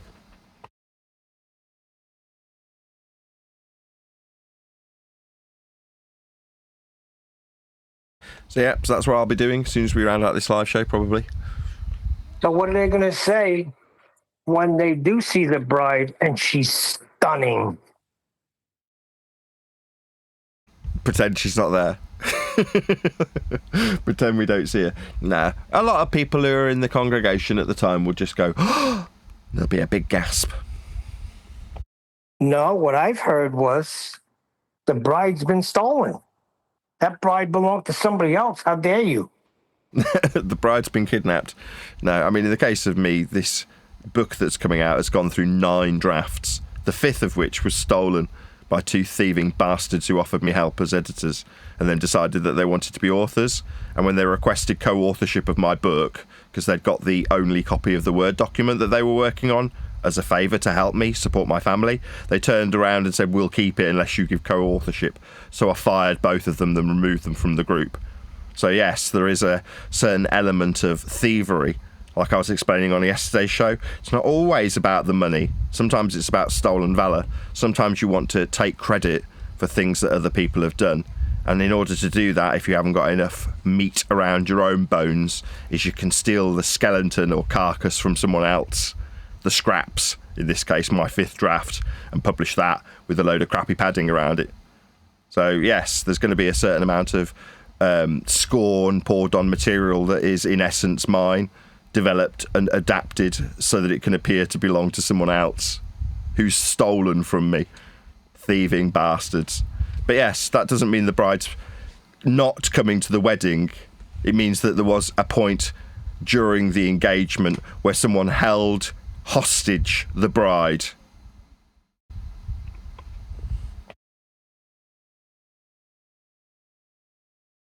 But yeah, like I say, I said this earlier, this is actually part of the book. So when the book comes out, you'll flick to, I think it's the second to last chapter, called Betrayal, and you'll read about various different instances where I, as the main author of my own bloody story, yeah, I mean, like I say, you might go out there and read copycat versions of stolen material that I've produced and go, you know what, this Betty woman talking about housekeeping questions that are just slightly rephrased, like they're the Mexican equivalent of the housekeeping questions. Okay, this all sounds very familiar. Or not, if you're unfamiliar with me, which is most people. But yeah, the bride was kidnapped about however many months, I think it's about 8 months ago, 7 months ago. Yeah, my book, if you want to compare her by analogy to being a bride, she was being held hostage. Yeah? And it was like one of those assassination movies. I think it's, I can't remember the name of the film with Bridget Fonda. I think it might have been one of the Godfather movies where Bridget Fonda's being held hostage by a couple of goons. And the Godfather 3. Andy Garcia comes out in a red robe, yeah. And he goes, shoot her. Yeah, I don't care about that bitch. Shoot her. That was me. Keep it. You thieving bastards. Yeah, I'll have to start again. Yeah, I've lost a lot of time, but you're getting fired. What's that? You want co-authorship? No, you're getting the sack. Not co-authorship, you're getting fired. Well, what's that? You'll take your 5th draft with me? You. Yes, I know, yes. Yeah, you'll still steal from me, in spite of me firing you. Under the guises that you thought you'd get co-authorship? No, you didn't. You got sacked. And then you were expelled from the group by me, the one who created it. And you. Your group's my group. I expelled you from that too, didn't I? I remember the shock and awe. He's expelled me from my own group. It wasn't your group, it was mine. That's why you got expelled from it. You just didn't realise you thought you'd developed that group. Yeah, like you thought you'd written my story and then you had to superimpose Betty on it. I've had a bit more feedback in that regard. People are like, it makes no sense. The authors are talking about themselves from the third person from some spinster's point of view. It makes absolutely no sense. So it's garbage. Stripped away the only decent thing about my 5th draft. Me. Replaced it with some crappy spinster's story about you self-indulgent fart-sniffing thieves. Very amusing. Well, according to a letter that you wrote about how this book will not be surpassed thanks to the editing process and Adam Meakin and Quantum Eraser. That's a big thing, that and separates them from editing the authors. You can't make it up. Yeah, whatever, I don't care. The justification from a couple of thieves who've held ransom a bride-to-be, my book by metaphor, is inconsequential really after the fact. It just becomes an interesting chapter. And I said this about a month after. Yes, it was painful when someone who's offered you help stabs you in the back and steals from you. But after the fact, I was like, all you've done is generated a good ending to the book. Now, it didn't end up being the ending of the book. It ended up being, sort of 90% towards the end of the book, as opposed to the ending. The ending, as I've already described on several shows, is about Edgar Raven. I can't remember what I've given this person as a fake name. And if I give a real name, it'll then give a game away that I don't want to give away. These people have had substitute names given to them to protect the innocent, you understand. But in that particular instance, it's a story of somebody who's measuring distances to relays over in Ferrari, Italy. Well, prior to that, 2 or 3, I can't remember how many, whatever, chapters prior, is me describing various people that have betrayed me. This is one particular instance. It's just going to become part of the story of Flat Earth debate, where certain individuals decide that my story's their story, to the point where they offer help with my story to help me support my family financially because I'm very poor, and then end up stealing my material. Well, that's gone into the book. Now, that is the story, because that's the reality of what has happened. Now, it's terrible. It's meant that I've suffered financial detriment, and it meant that 2 people have been excluded from a group that they were part of and respected within. Now they're just deemed thieves, because they are. Like I say, all they've done is taken my story, housekeeping questions, and put a thin veneer of a third party writing about them with their names on the book as authors. You're like, it makes no sense, lads. Your book's shite. You know that, right? All you did was take something that was potentially excellent and then make it absolute garbage and tarnished. All you're ever going to get accused of is thieving my material, because you did.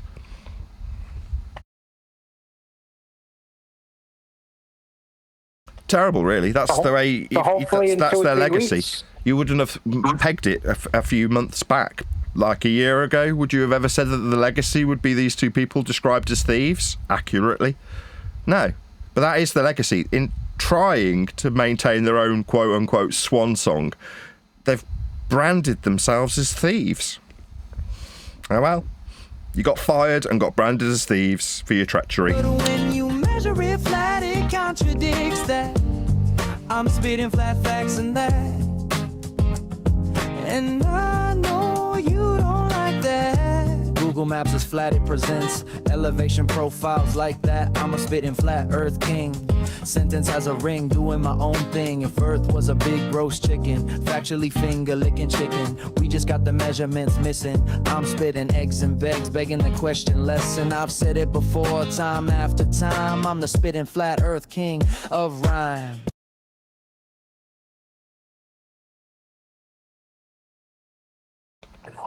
Nobody else lays it out like that. You are.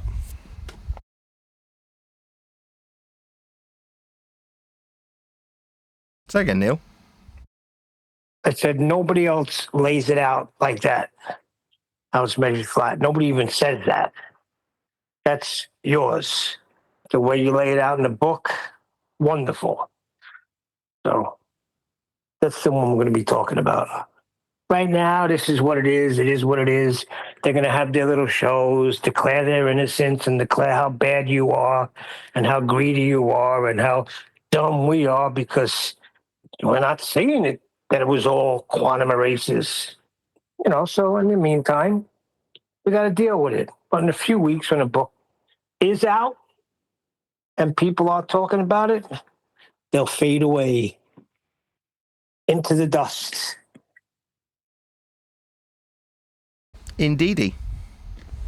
But like I say, as it's part of the actual narrative of the book, I've got no qualms talking about it. You know what I mean? It doesn't fuss me. If it wasn't part of the book, I would have probably been a bit more fussy about it, because you're like, I can't remember if it was Len yesterday saying, you've been pretty indifferent to it in the live streams. I'm like, yeah, other than, the narrative of the story itself, because that is interesting, right? That element of betrayal is part of the text. So like, well, why not go over it? I mean, the book's not out yet. The thieves have published theirs. So, it's worthy of discussion, in my opinion. Would you not agree? Yeah. What I do notice, though, is how some people, this is what they sold people to get them. Well, it's your book, too. Because you got Fati saying, our book. Well, let's get this clear. The book that's coming out now is Nathan's second book. All right? Because the first one was thieved, and it was all been readjusted. But it's Nathan's book. We all just sat here as partakers, right? If we could offer assistance, we would, because that's what friends do, and ask for nothing in return. But that's what they did. They made it all their books. So now they're all authors. So when they talk about it, glowingly, like it belongs to them. Our book. So I wasn't just someone to deal with all the punctuation. So I was actually an editor. I mean, look up what an editor is. That's what you're doing. You're editing a book, rewording things, putting things in order. That's what editors do. It's only when you get delusions that you think you're an author. And now it wasn't about the money, huh? It's never been about the money. No, it has. It has Matter. always been Sales are about the not money. good. That was all it was about. So that's the thing. When these people who thieved from you, I said this in yesterday's show, it's not about money when you're stealing something of value that's not monetary. In this case, valor, experience, what the show represented and how we dealt with it. That's what they've stolen. That's not money. So when they say it's not about the money, you're like, no, not for you. For me, it was. I'm fucking poor. I needed that money to make my family's life a little bit easier where it's currently difficult. So it was about money. It was a process to produce money. So when it comes to them stealing it, well, all you've done is deprive me of that revenue. That's stealing. Now, you've put me to financial hardship when offering me assistance to support my family. So the con, when they offered help in order to get close, snuggle up and steal from me, was to suggest that we will help you turn this into a decent revenue stream by making it better. That's the con. So when they turn around and go, it's not about money, no, that's not what you told me. You told me you'd help me make money with it, because that was the only reason the book was developed. Now people might go, that's mercenary. Like, no. People write books to make a living from the profits from the book. That's normal. Does it mean the book's not bad based on people needing to earn a living from their writing? No, that's normal. But for the people who are stealing not the monetary value, but the experience, the 12 years of dealing with flat Earth, that's not them. That's me. They wanted that, right? Because that's got some value to it. But it's stolen valor. No, nobody's going to know who John Stunyer or Adam Meakin is. It's their names on the cover, not the people who've assisted them in stealing from me, which is all they've done. They've all got their little sections in the book talking about Brian and Flatsy. Oh, how so easily love-bombed you are, you pathetic bunch. Meanwhile, I was quite open and honest. It is about money. Money that I would have earned and have been deprived of by being stolen from. And you are complicit. All the people who've got their little sections in the stolen book. Okay, but what does it surmount to? None of them are in there as characters, as part of the narrative and story. They're just random idiots that have assisted with the process of producing stolen material into fruition. That's all they are. Like, no. You're not characters as part of the story of discovering Earth as a flat plane. Just some random person being talked about like you've got some significance. Like, fair enough. If you're going to rob someone's skeleton and pad shit around it, you can't get away from the reek. That's what it does. It reeks. So, with the why is it garbage now, when you were saying how great it was in a letter, but now it's garbage according to Brian. And the reason why they're saying it's not about the money is because I think maybe the sales ain't so good. So now he's making it sound like I put this information out for you, to assist you all to destruct this globe. Oh, my.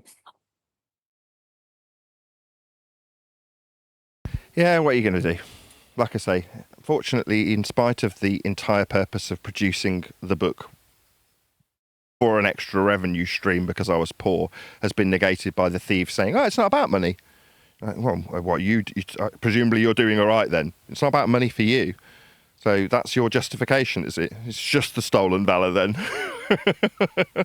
Right, to hell with how much money was actually required from the project 12 months ago when I had to start selling stupid microphones because a couple of the editors were hanging their feet over the side of some wall that they were preparing to jump off with my swag in tow.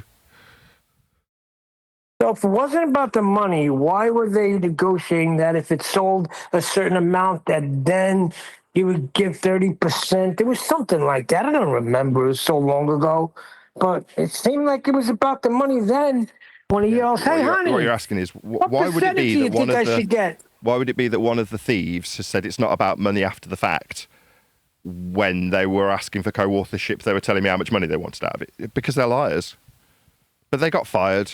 You know, they tried to demand co-authorship and just got removed from the group, sacked, dismissed, and sent on their way. Now, from what I understand, that really pisses them off. That's a part of the narrative that they can't alter. It's like, you were part of this group and now you're not. What's the reason for that? Yeah, because you got fired. You were working on an editorial team and then you decided to get a bit above your station and start demanding co-authorship from the person you were helping. So that person fired you. What's that? You took your ill-gotten gains with you and padded it with a load of crap about some tosser named Flatsy and Brian and Betty being the narrative talker about the authors? Yeah, it's crap. That's why it's not selling, because it's a load of old shit riddled with hyperlinks.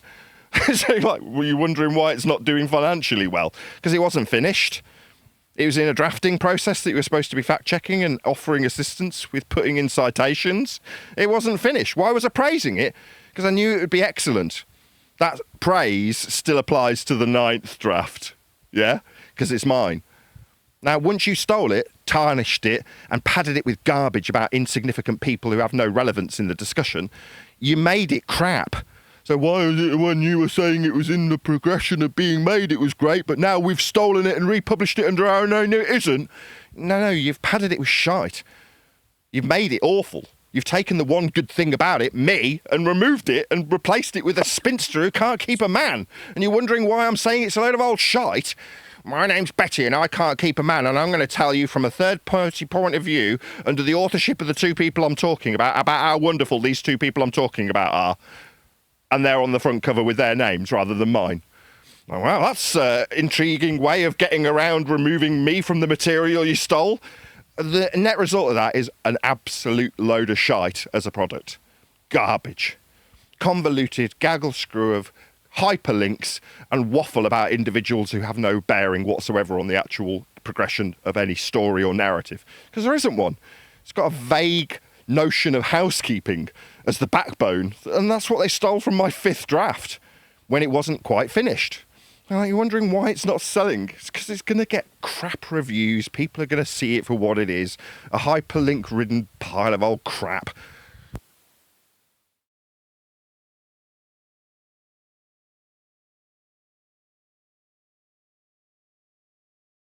Yeah, I am a bit bitter when it comes to people saying it's not about the money. Yeah, it was.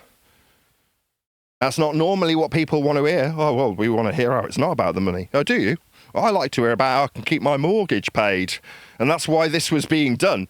That was made explicitly clear, and also how I got conned. Yeah, how I was being told that I'd get help to make the product, as in it's going to be sold better. Yep. That illusion of assistance was met with theft. Yeah. And then, like I say, after the fact, who gives a crap? You're like, well, what you did was tarnish it so badly that it's unsaleable. It's just a pile of old crap now. Yeah? Yes, you took a structure and a spine that had potential, but you didn't pull it through to fruition with a decent execution. All you did was tarnish it with crap. So, yeah, I can easily turn around and say, what was my 5th draft turned into an old pile of crap? You put it through someone's digestive system and shit it out the other end, and it's going to be crap. Me, I can polish a dog turd. Release the tapes. Yeah, another little distraction technique to try and make it about something else, fairly narcissistic standard fare. Distraction tactic. All right, so it's not about you robbing from me. It's about whether or not I release some tapes. Yeah, you know what you can do? You can give me good eye contact and I'll give you 5 minutes of a tape. How about that? Well, I kind of wish you would too, because I know what's in them tapes, and it would hang him by the balls.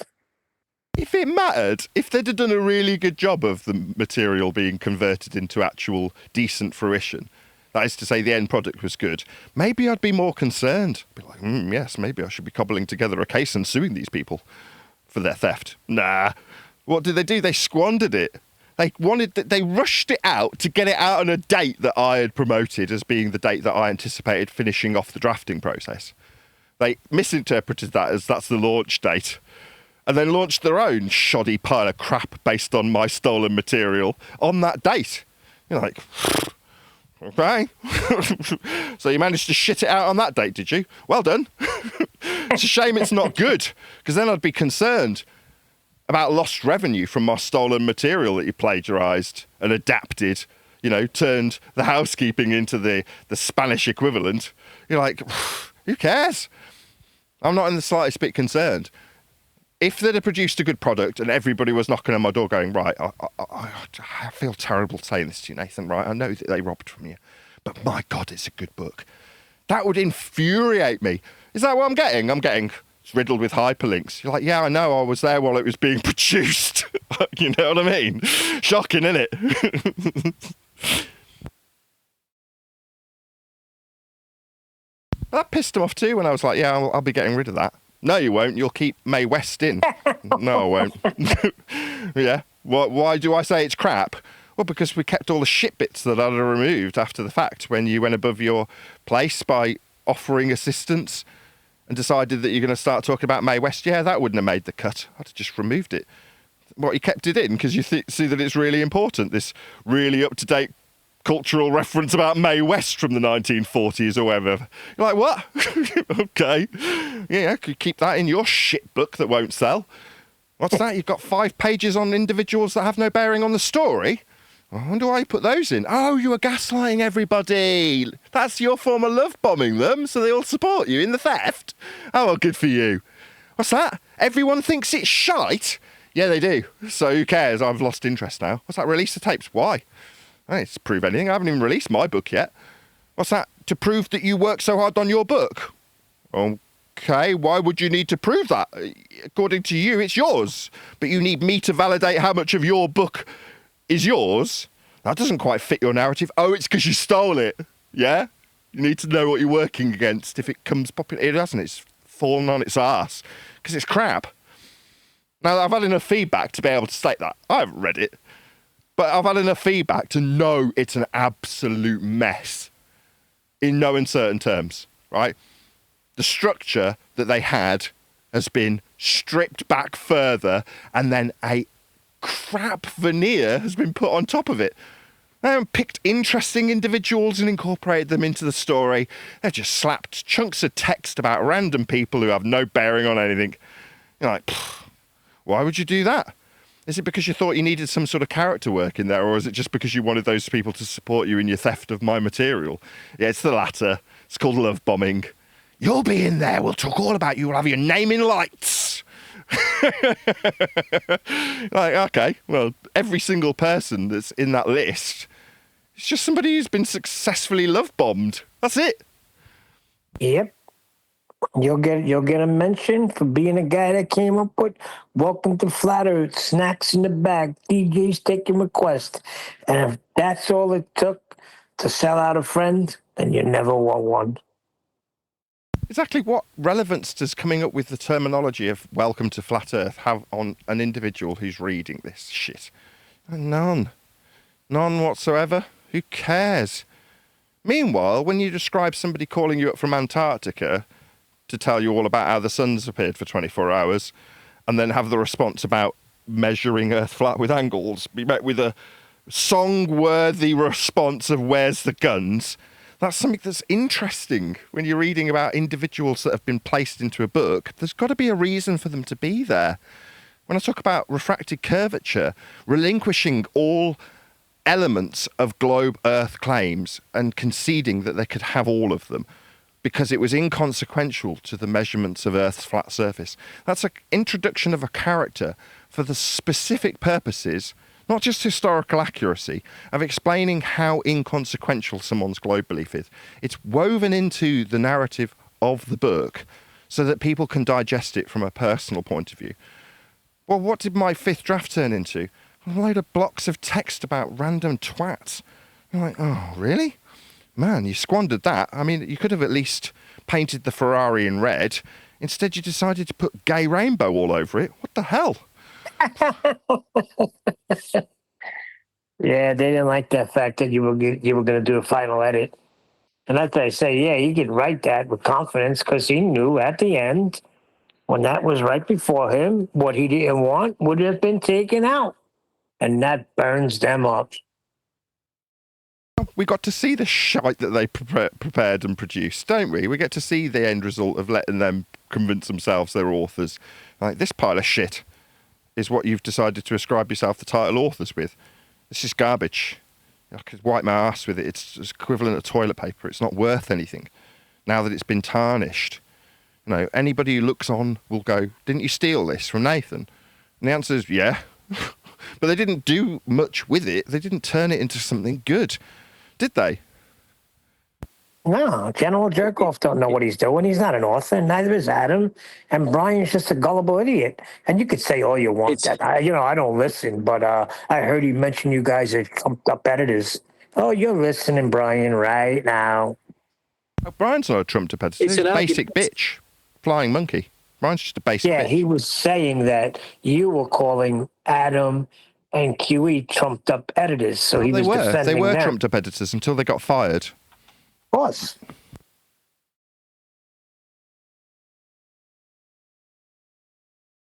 Now, being able to steal the material you were editing and then claim it as your own doesn't make you an author, it just makes you a thief. Having been fired as a trumped-up editor, that's all it makes you. What, Brian doesn't like me describing him as a basic bitch and them as thieving trumped-up editors? No, they were. That's exactly what they were. When they offered their assistance editing the book, they came on board as editors. Wolves in sheep's clothing.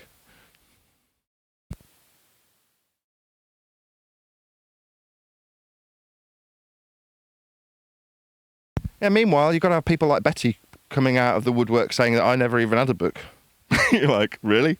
You've deluded yourself so much with the gaslighting that you don't even think that they were helping me for a year after offering their services to make my book better. There wasn't even a book at all. There was only ever Betty's book. In fact, I'm pretty sure Betty hosted Flat Earth Debate for 10 years, did she not? Just got a message from LVA Paul. The book is excellent. You know what? Lose my information. Go hang out with them over there like you were yesterday, and don't come around here anymore. It's very simple. The book is excellent. Okay, fine. That's simply not the case, though. The book is not excellent. It's a garbled nonsense think of the people screw talking about a about woman it. who couldn't keep a man. Now, I mean, don't get me wrong. Everyone's a critic. Everyone's entitled to their opinion. But who the hell's Betty? As far as I know, and I haven't watched this, but McToon reviewed it and inferred that Betty was a made-up character. Nobody even knows who she is. They think this is a wonderful piece of literary work. No. The characters are based on real people. No one knows who they are. So it's not like they're going to have a character arc in terms of the transition from somebody's globe belief back onto a flat earth that we all measure. We're talking about some spinster who can't keep a man being the main character. And she's real. Just nobody's ever heard of her. Good. What's good about that? The thing is, like when it first came out, me and One Deck were talking about it, and people are going to love it that still want to be in the debate. So if you're still a fart-sniffing guy that wants to be the man to destruct the globe, you're going to think all that information is excellent. Right? Yep. Housekeeping. That's true, Neil. You mean the foundations that were laid by me and stolen by them? Yeah, we relinquishing those, though, aren't we? So that part is excellent because it's your book. Well, the bits that are informationally rich have still had to have the intonation of the phraseology changed, presumably to avoid legal repercussions. It's subtly different. It's the Spanish version. You're like, okay, why would that be necessary? Why would you deviate from the historic facts in terms of how we phrased housekeeping questions when I asked them thousands of times? Oh, it's because you've stolen them. That's why. It's just that simple. Oh, it's wonderful, is it? Well, okay. Give me a character arc. Or was it all just a chunk of text for each individual that's got no bearing on any of the stories slapped on the front of the book? Why? That's crap. I mean, fair enough. If you like hyperlinks in a page-written book that's been printed, then fair enough. If you think that's good, can you click on the links? Do they work when you bought your book? No. It's just nonsense. It's garbage. Books shouldn't have hyperlinks in them. Now, this is something that I expressed as my irritation. Can't have hyperlinks in a written book. You know, it's going to date horrendously if it wasn't bad enough as it was. It will date terribly. But there we go. You know, everyone's entitled to their opinion. Buy a copy if you feel that it's a wonderful literary work. And when you're frustrated that you can't click on the paper pages that have got links on them, then, you know, don't come running to me and telling me how terrible it is when you waste 10 quid.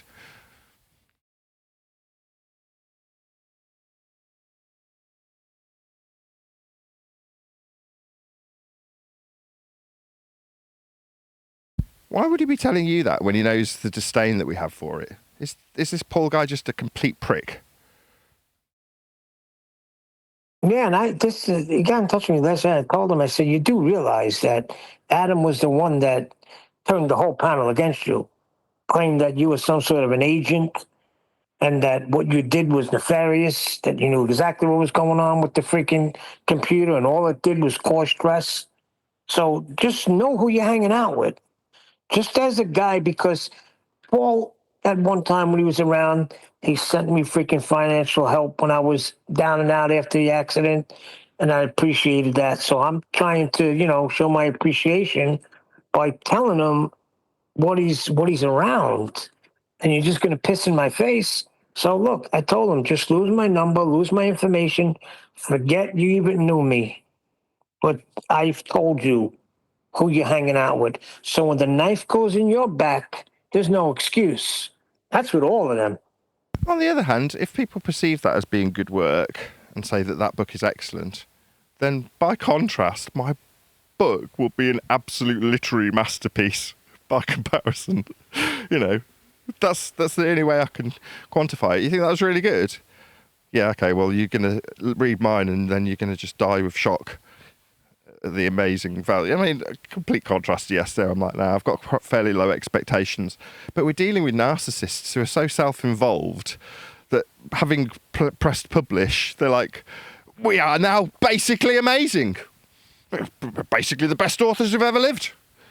Okay, you've managed to push through a stolen piece of literature to fruition by making enough alterations to deviate from the real history in the matter, and you've padded it with a load of crap about people who aren't relevant to the story, and you think that's wonderful. Okay, well, obviously people around you who agree. Well, by contrast, the amount of effort that's been put into making a coherent story with characters and character arcs and examples, events, not just people, but people that are specific to the story, that, by contrast, is a league ahead. You know, what you'd expect when you take something that's only in its 4th to 5th draft process and then take it to the 9th draft and get it to completion and then get it published. Obviously, you're going to have produced a better product if you go through it over and over and over again, not by desire, but by necessity. You know, and by contrast, when you've just got something stolen that you want to shit out as quickly as possible and get it to market, you know, before the momentum that's been generated by the person that you stole it from runs out. That's all they're doing, riding my freaking coattails. A couple of little mini-me's.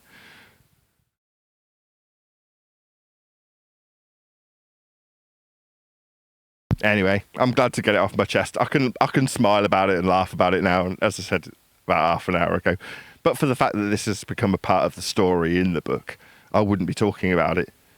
It's like, someone like Wayne, as an example, he'll get forgotten about pretty quickly. Like Thunderfoot occasionally comes up in the rhetoric, but he's not like part of the rhetoric, as much as we might say it.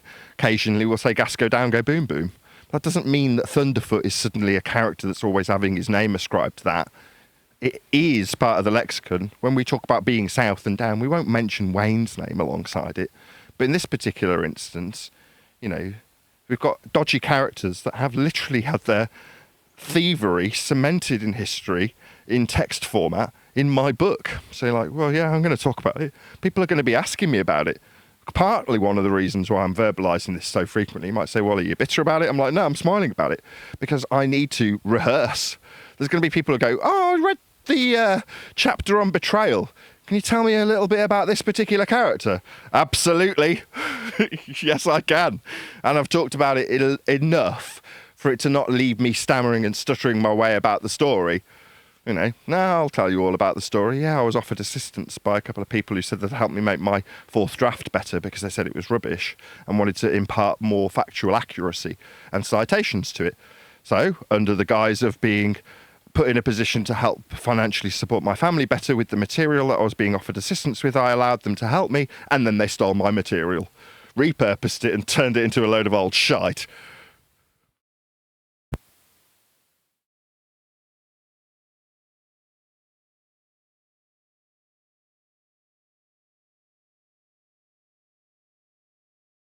So yeah, immortalizing yourself as a thief isn't necessarily the best way to go about things. Getting fired as a member of a trusted editorial team isn't necessarily way to go about things.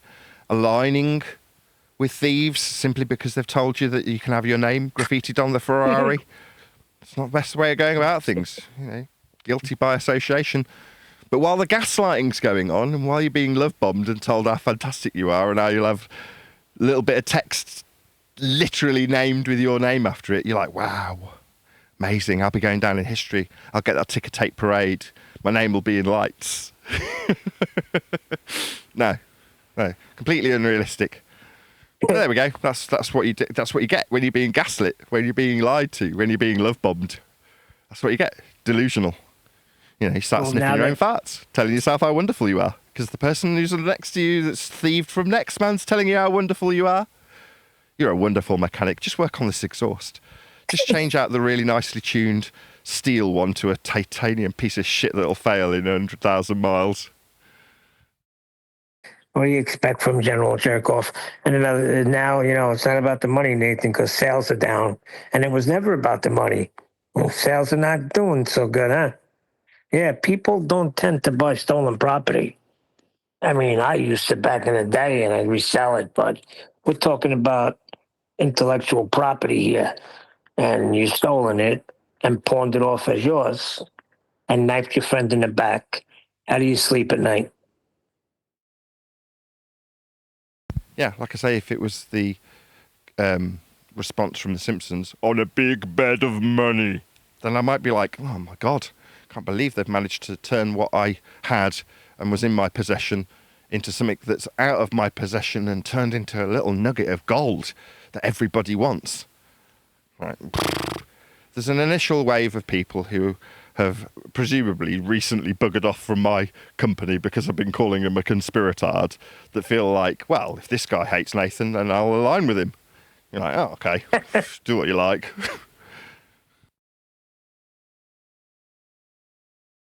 Well, they'll come around. You know, just want to make it clear that he was fired. Somebody said my name. What's up, Eli? No, literally nobody said your name. My baby says hello. Aww. She wants milk from me, but she doesn't realize that I don't have any milk in my boobies. They sell this stuff called Similac. Hey, you freaking half a bong smoking Eli bad Mike guy. What you doing here? Introducing us all to his baby that we heard crying like in the background. Real terrible joke. Bad, but it's funny because it's true though. But it still sounds like something an old guy would say. That's some old nutritionist. Who's a dweeb for real. For real, a dweeb. I mean, check out the images of this guy. He is what we call the dweebs here, the fart sniffers. So it's only logical why he wants to be the Globe Terminator. What? You turned into General Jerkoff, who once had our respect. Now you have our disdain. And that's what happens with scumbags. Not to talk about short people, because I will knock a tall guy's ass out from my short ones. Okay, I love my short peoples out there. Like the fact that I didn't know that he was your height. He said so. So you know, people who overcompensate. You know, the Corvette. I don't know what car you use. The nice car because you got the tiny thing. You know, he got all these big brolic muscles because he's like 4'7". You know, in the army. Yeah. I used to say that in my repmobile. I'd pull up at a dealer, and I used to wear a sharp suit where most of the reps in that industry were wearing jeans and T-shirt, and I'd step out of a quite posh car, right? And I'd be in a suit, and people would say, that's a bit of a posh car. And I go, yeah, it's a proper penis extension.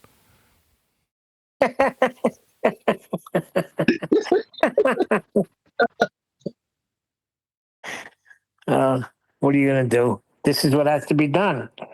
And you brought it on themselves. So, it'll be forever. Nathan's right. They're forever gonna have to declare how it's not stolen.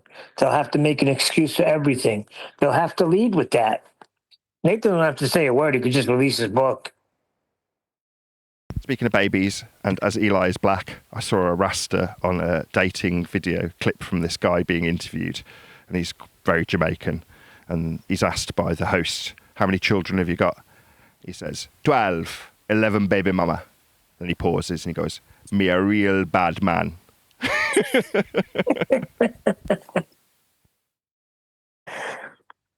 The What bit in was between, that? 11 baby mama, 11 baby mama. What was that time? Remember when what's his name? Virus, when he got all stumbled and you were repeating what he said, but you got it all wrong anyway? I couldn't think. I was trying to explain it to my wife, and I couldn't remember what he said. Trying to make the beat flat earth, something like that. But it was Why'd you want to go hysterical. do that? Why'd you want to go do that? A way to do it exactly. But yeah, you got me proving a flat earth, bro. You got me proving a flat earth.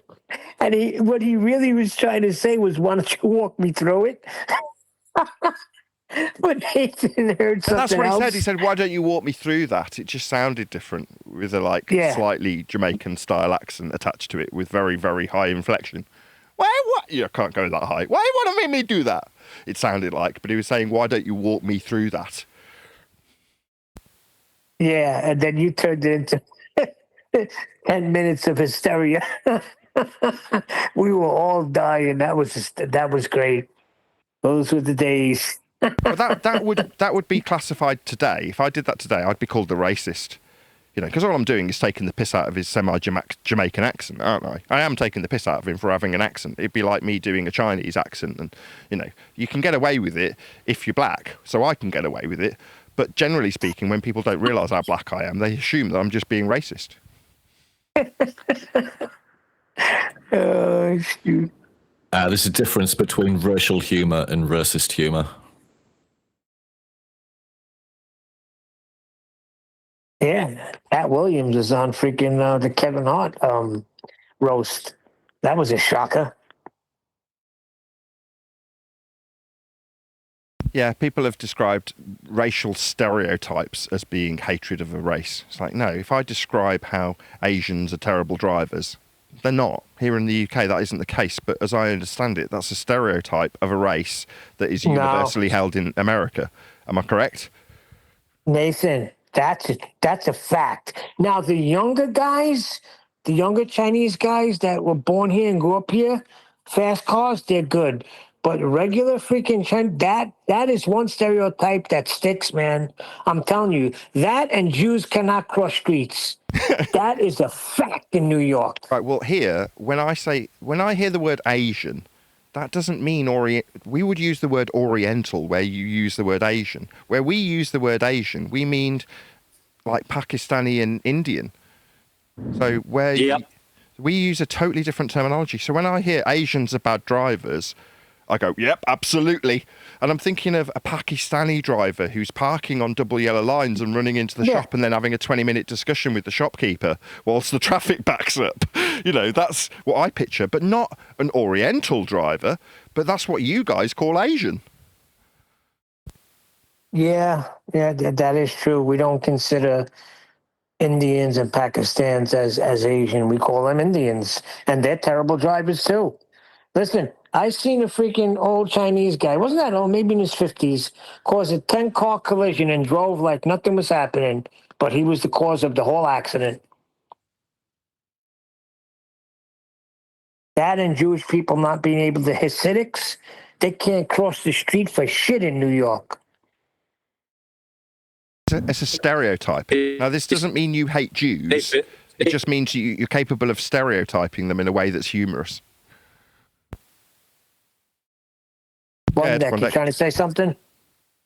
No, it's nothing. I just agree with Nathan about it. Made me laugh with the there's an area not far from where I live called Cheetham Hill. It's quite a rough area, but a lot of Asians, Pakistanis, and that's what they do. They just park in the road. It's a single file road, and there's a load of cash and carries and halal shops and stuff like that. They'll just park on the road, get out, go do the shopping, and leave the car in the middle of the road. Oh my God. That would infuriate me. But they don't seem to get tickets or parking tickets. But if I do it further down the road somewhere, just out the area for 2 seconds, I'd probably get a ticket straight away. Wait. So that's a Paki area? Paki is a very racist terminology. So if we said Paki here, that would be extremely racist as a terminology. Yeah, I know. But a friend of mine, whose name I won't mention, is Indian, right? Because he's Sikh, and he is racist, right? Because he's always being miscategorized by stereotype for a particular type of brown person. Now, because he's a Sikh, he's actually like in where I was growing up in Birmingham, he'd be in the minority, right? He, along with Chinese, black and white in that particular Birmingham, we were all in the minority. But he looked, in terms of his skin tone, very similar to everybody who had racist stereotypes about a particular group, Muslims.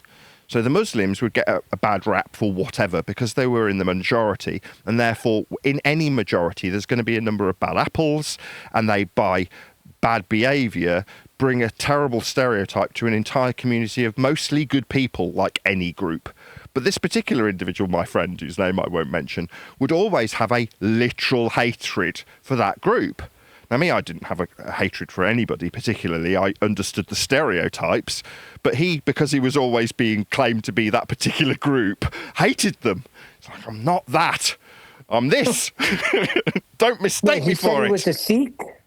Yeah, well, he's a Sikh. So he didn't go to the extent of wearing a turban, but that was kind of the notion that he would say. He's like, well, sometimes I want to go out in a turban so people could distinguish me from that particular group who everybody has a racial hatred towards. There wouldn't be a Sikh. There's 5 points of a Sikh, and every one of them fail one. They don't have a sword. And when I brought it up to one of them, I said, you ain't a real Sikh. Where's your sword? He pulled out a freaking pocket knife and said, this is my sword. Yeah, this guy did the same. He would carry a little pocket. It was a bit more elaborate than a pocket knife, I'll be honest. But, it wasn't what you picture when you see a guy in the full regalia and he's got this giant, what's the guy in the lamp with the giant sword called? Aladdin. No, the genie. Oh, the genie. I forgot what his name was. Masar or Mafar or something like that. The magician guy's got a giant curved sword anyway. And some of them do carry that. I've seen that plenty of times in Birmingham where you literally see them in their, it's just their posh attire. It'd be like a soldier going out with all of his posh gear on. It's a similar sort of thing, right? I used to know all of them. Again? It's the beard, the sword, the turban, and I'm not remembering the other two. What's wrong with me? It's 2 more points that verify that he's a Sikh. But that's the one that's in Raiders of the Lost Ark. Right? When he's wielding that sword and then Harrison Ford just takes a gun and shoots him. That's the Sikh. Right. It's the kada and the comb you are missing out. What am I missing? Say again, Flat Arthur. The comb and what we call kada. It's 5 Ks. So K for kesh, which is hair. K for kripan, which is a dagger or a sword. And kada, which is a bracelet or a solid iron bracelet that they wear in their hands. It is the comb, and another one that you mentioned is which one I am missing this time.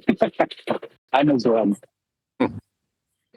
Everybody near me knows my religion. Everybody near me knows my religion. I'm just going to ask, just to clarify. I thought you were a Christian, Arthur. Are you a Sikh? I'm from India, born a Hindu, but now born again. And hence a Christian. There you go. Nicely done, Flat Arthur. Nothing wrong with being a Hindu. And that's why I'm aware of Sikhs. Sikhs are pretty common in India. They belong to the Punjab region of India. So the other word for Sikhs is Punjabis. The Punjabis in Queens, where Gotti used to rule and reign, 101st Avenue used to be all Italian. Now it's all Punjabi, and they run that whole freaking neighborhood. All Punjabi. And Were you talking about none of them Shazam, voted Nathan? for that mayor. Were you talking about Shazam, Nathan, when you talked about Genie? Was the name Shazam that you were looking for? Yes. Shazam. They got a lot of money over there in that part of Queens, and they took over that whole neighborhood, and they run a tight ship there. I got to tell you that. Well, they tightly control their own family ties with, I don't want to get the terminology wrong, but what my friend called assisted marriage. So people sometimes term it arranged marriage, but that arranged marriage distinguishes itself from being the foregone conclusion of the parents rather than a suggestion by the parents. That is to say, they figure out which family would be best associated with which, and then, the daughter is offered to the son, and they go out on a couple of dates and decide if they actually like each other, and then they get married. That's assisted marriage, as opposed to you will marry this man. That's arranged marriage. So by virtue of them having a certain amount of preordained relationship structure by elders, you tend to keep wealth within a smaller community of families. That's the idea. That's how it was explained to me by my friend, at least.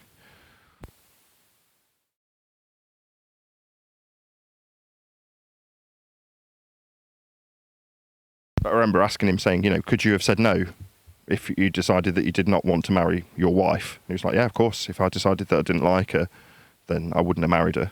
And it wouldn't have been, held against me. It'd just been, I'd have received a different form of assistance. In other words, I'd have been offered a different woman.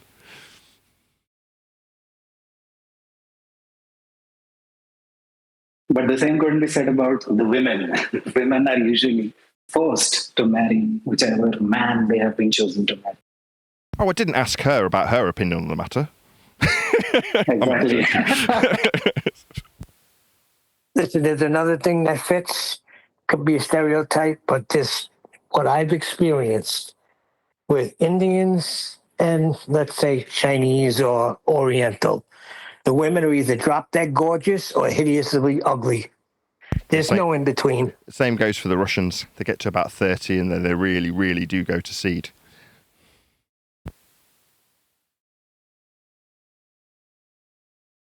Although that's typically the case, assumed to be the case. It's called hitting the wall.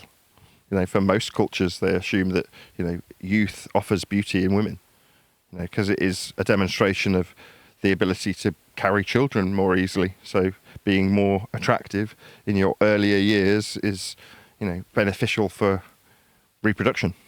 So it makes sense. So the youth that offers beauty alongside it, it does eventually wane, and typically, I think your average that most people would accept to say women hit the wall about 30 would be about the age that most people would guess. Yeah, you get to about 30 and suddenly your looks start to fade. My wife's family is all of them are very beautiful. The men are handsome. My wife's mom, when she passed, looked like she was 30. She's still pretty as anything. They just got good genes, I guess. Maybe.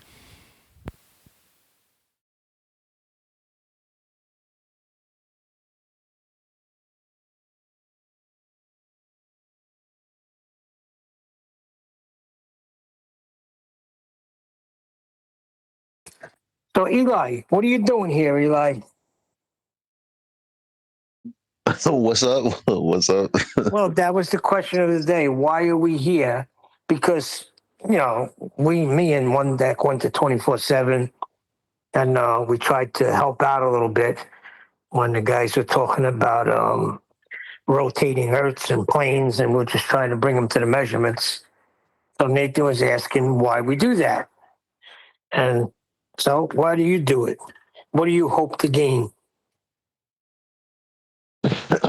Well, I just hear inaccurate things or see inaccurate things, and I try to fix them. That's just fundamentally what I'm about when I wake up until I go to sleep. Okay, so if somebody's using a freaking screwdriver to nail in a freaking nail in a piece of 2x4, you're standing there with a hammer and saying, "Oh, what are you doing? Use this." Right? Similar? Well, yeah. And also, though, when someone needs surgery and there's a whole bunch of intricate pieces and there's like tiny tools to work with, I'm willing to do that as well. Meaning, you know, I'm not just telling the truth because that's super easy. I'm also fighting a delusion, and my loved ones are caught up in that. And it's sometimes easier to do this weird dance thing and meet people where they're at than say, hey, you actually have a twig in your hand, and then take their hand, open their fingers, replace the twig with a hammer and go, there you go. Now maybe the nail will go in. Like, 'cause people will go, I want the stick. I want the stick. It's working. Like, it's not good. I can't. I can't. My heart can't take any more of that.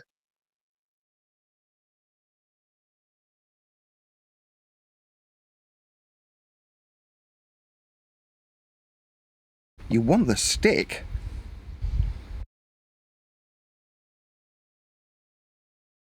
Yeah, he's referring to people that he's trying to help and they're still screaming for the stick when he hands them a beautiful tool like a hammer. I suppose what you need to ask him is, listen, I can see you struggling with something.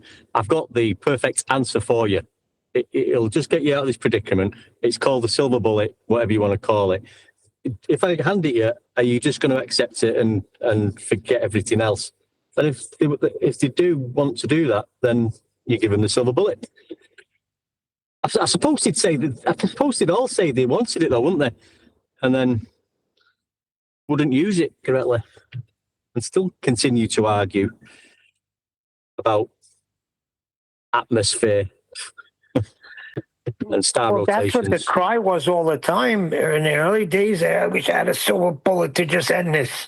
And then they get the silver bullet handed to them by the opponent, and now all of a sudden the silver bullet's not good. I don't know. Yeah, this will be in the video that I get published to members today when I finish editing it, or I finish editing it when I publish it, upload it. There we go, got there it is. The idea of having the information to lord over next man. You know, it's not that they wanted a silver bullet, that's a complete lie. They wanted to be able to get acknowledgement for being more informed, intellectually superior. That's what they really wanted. Praise. Names in lights for how smart they've been figuring this out, where the rest of the world believed they were on a ball. You're like, no. The rest of the world didn't see this as valuable. So they left it up to the dweebs to figure out on their behalf. Look, other people who are inclined in that direction have figured this out already. So I don't need to concern myself with it.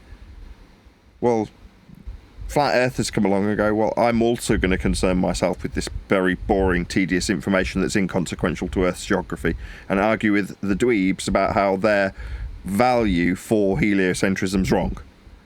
Right, nobody in the real world is going to thank you for that. Most of them wrote it off as being something that's capable of being accepted. That is to say, they're more than willing to suspend disbelief because they don't know it's suspension of disbelief. It's just a consensus view that they're willing to take as read. Doesn't mean they value it. Doesn't mean that being told that it's wrong will also be valuable. That's to say, when it comes to a point where the world's woken up to how flat it is always being measured anyway, they're not suddenly going to have some revelation as a consequence of that. They didn't deem it valuable. And if there's a rhetoric change that has really little to no influence on their day-to-day existence, they're just going to shrug their shoulders. They're not going to suddenly put your name in lights and go, wow, I can't believe you managed to get this information before me and then give it to me. I should really praise you as a god. No, the general populace didn't value this information. They passed it off to next man. you being next man and showing that it's wrong won't suddenly ascribe it a high degree of value to the general public. They never saw it as valuable to begin with. They got past about the age of 12 when they were interested in rockets and spaceman, and then lost all interest in it and just saw it as boring. Okay, so we're on a globe, fine, I can accept that. Why? Well, because apparently we've got pictures from the place that they're saying we can go in the sky. Well, that's good enough for me. Moving on. Still got to pay my mortgage. Like, oh, well, guess what? That thing that you didn't ascribe any value to, being on a ball, that you didn't really care about and had no real influence on your day-to-day existence, was wrong.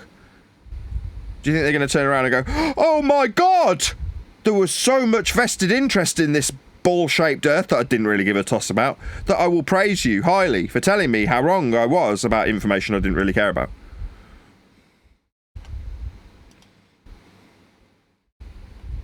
This is my issue. It's incongruent for us to say the debate's over, it was always being measured flat, who cares, let's all go home. And they say, well, why are you here telling me that? There's an inconsistency in the message currently. It will get ironed out.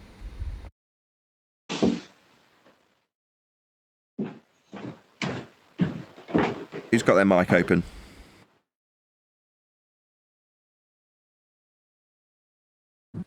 Sorry. I think that was someone getting the ironing board. Ironing board?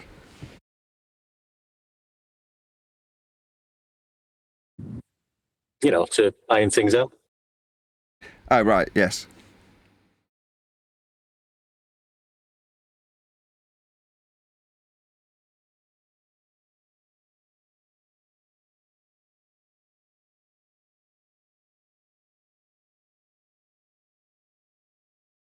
Did you all hear One Deck song? Oh, please. That's an excellent song. Which one? I only heard one. I didn't hear the sea level one. Oh, did you make two, One Deck? Yeah, I did too. The second one was the sea level poem, which I just put in I did it in Nah, a play the other one. So, Sea level's the banger. Okay. Yeah. No, this one's a The one I had was Release the Tapes, Where's the Guns? Yes, that's the one you need to play. That's what people need to hear. I have to get just out need and a play bit it of editing. shortly, not now. But yeah, I did the poem sea level. Sorry, I mean mean sea level. I've done that, and I have actually just added a bit to that at the end because I've complimented you on, as I've been stressing about the sea level just being given to us and by the creator being the baseline for all elevation profiles. I've noticed you've been saying the master reference, and I like that. So I've used that terminology at the end of the poem. I've added that into the original poem, if you don't mind. No, I don't mind. It's not my terminology. Do you know where I've got that terminology from? No. It's an audio engineering term. Ah, right. So have you heard, you may have heard of the term mixing engineer and mastering engineer. Well, yeah. The mastering engineer is he who possesses the master reference. That is to say, the cut that's been produced so it sounds good on a record or sounds good on a tape. But that's the master reference. Right. That's where I've got that terminology. But I just liked it too. I like the sound of it. Yeah, it sums sea level up immaculately.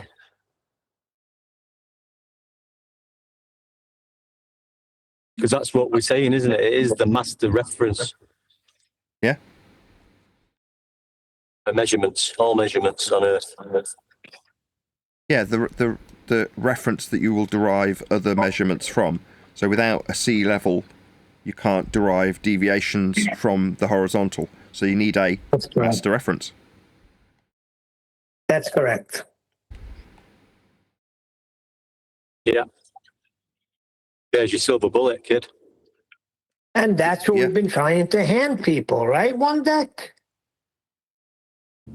And we're not forcing anything bad on them or anything that could hurt them. It's not that you're giving them something bad. It's that you're throwing pearls to swine. Yeah.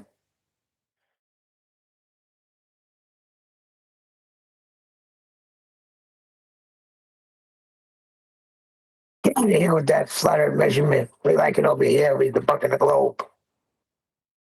We're going to eat this mud, and we're going to roll around in this mud. Can't see too far. We like this mud. Don't you dare tell me it's measured flat. I want them to show me the curve.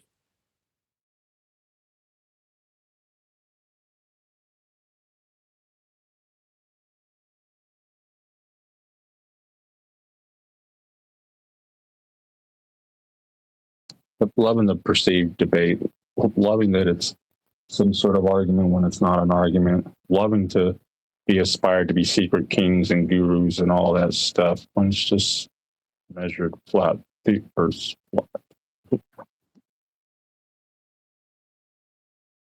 Yeah, well, how flat is it? How big is it?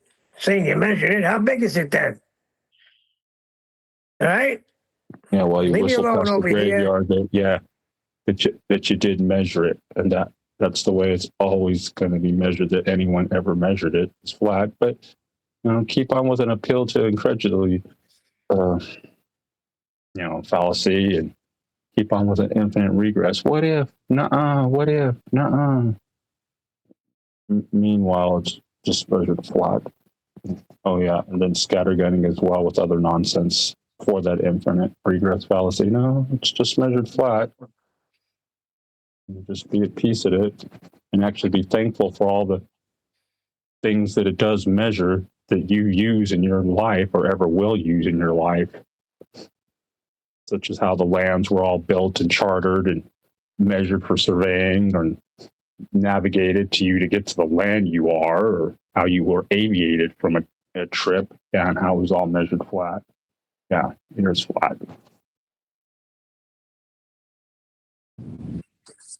Yeah, but if you point to the other lights, each other and get some reciprocal zenith angles, and the angles apparently add up to more than 180 degrees, that's obviously because the Earth's curved. Shit. Oh shit! Now we're talking. Boy, that was the one that used to get me. I'd be scratching my head. Holy shit! How do I freaking? I'm sitting here. I'm touching 80. What am I gonna do?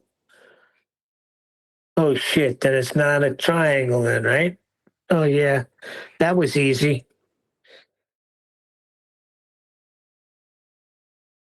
Then you need to have a certain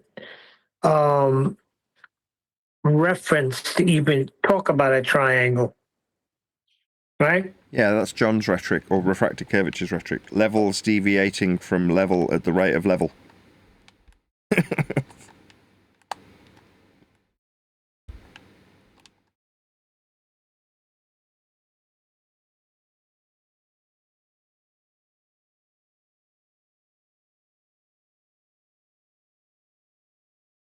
Yeah, but the swine, you're right. They turn around and they rend you.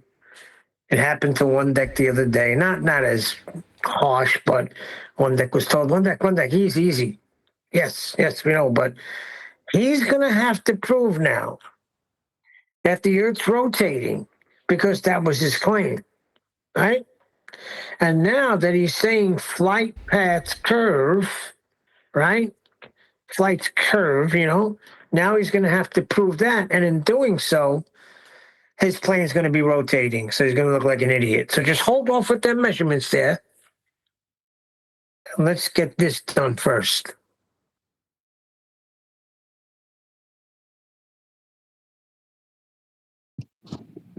Yeah, just hand wave the instruments of that aircraft and how they, fly in straight and level flight, and all their altitudes from the horizontal plane of our flat Earth, and their, pitch altitude in degrees of our flat Earth, and their speed with their airspeed indicator. Hold off on that. Okay, go ahead, bro. Hold off on that. He's got he made a claim.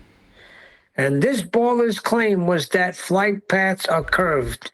He showed us a picture of a globe, and on that globe, he's got curved flight paths. Now, let him prove that, and in doing so, his plane will be rotating. Oh, are we going to go like a certain individual that we used to know, Mr. Learns last night that I saw also on 24/7 saying, my assumptions make my assumptions. Anyone here of an affirming the consequent formal logical fallacy?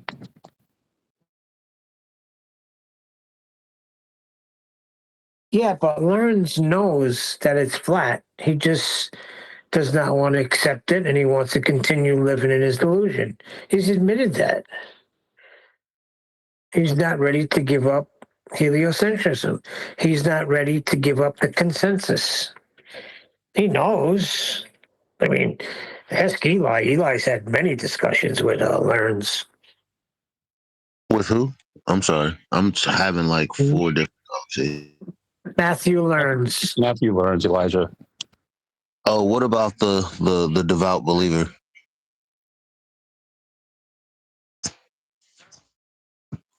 I was bringing up his latest gaffe of my assumptions make my assumptions, and then referring back to Neil's example, what the proving arc flights and arc paths. That's nonsense. The Earth's measured flat with aviation.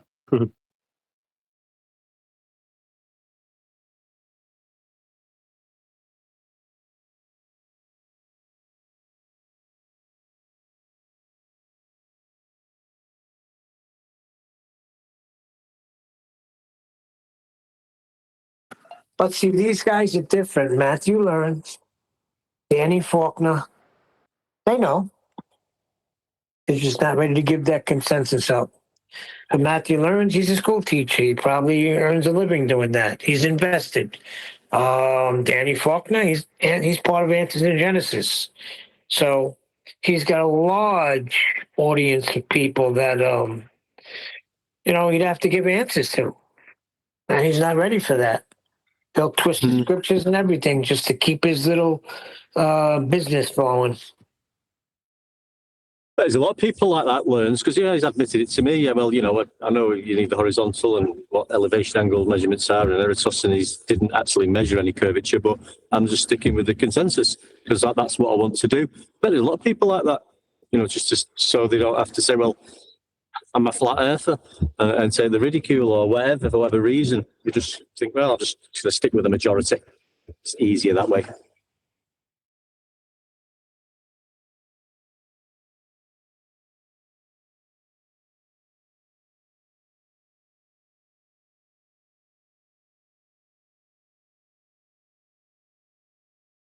They're lashing out with cognitive dissonance because they receive it as though you're threatening their life. When it's not that serious, mate. We all that anyone that does measure the Earth will be measuring it flat. It's flat.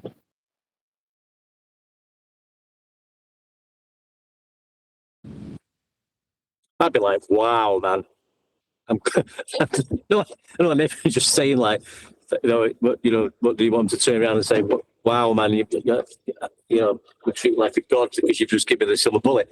If I was just a normal glober like I was, right, not in this arena because I wasn't as a glober, and I was just getting into it a little bit and discussing it, and someone pointed out with the few examples we've got and went over it a little bit, and the penny dropped, I would be like, wow, man, this is fucking amazing. This is amazing. Why have I never realised this? Now you've explained it like this and shown it me. Why have I thought I was on a global this time? I'm going to be looking more into this. Yep, that's exactly what happened to me. Yeah. Yep.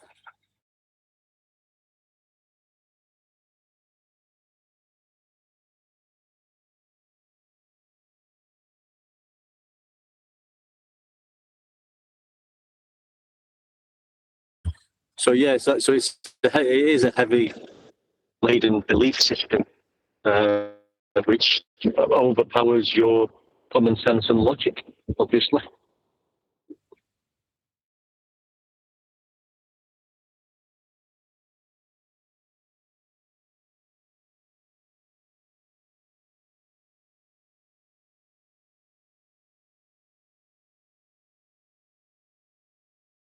Yeah, there's just those folks, they'll deny what is in order to facilitate their comfort or their beliefs.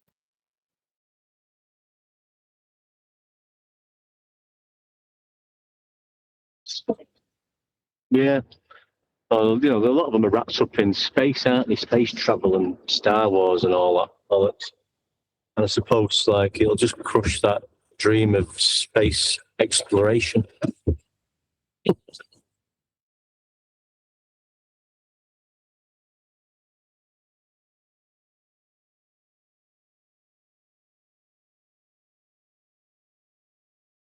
You have something to pretend that there was against chartering the lands and how they were done in reality from our flat Earth and the measurements of our flat Earth to, oh, we're going to Narnia and soil in the sky. It was just measured flat along the ground.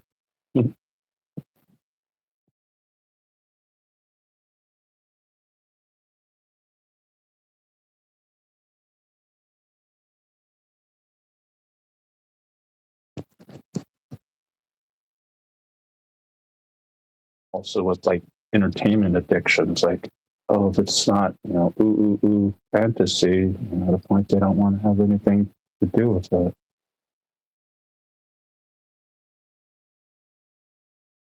Oh, the Earth's measured flat. The Earth's flat.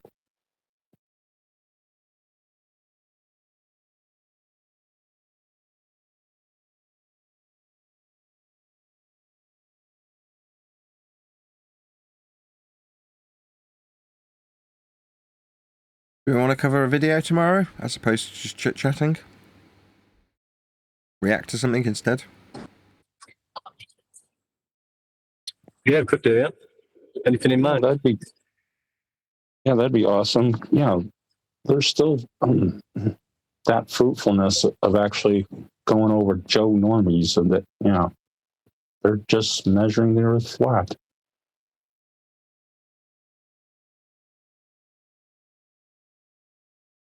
Have to go down the old format of, Ripon NDT or Simon Dan or any of them.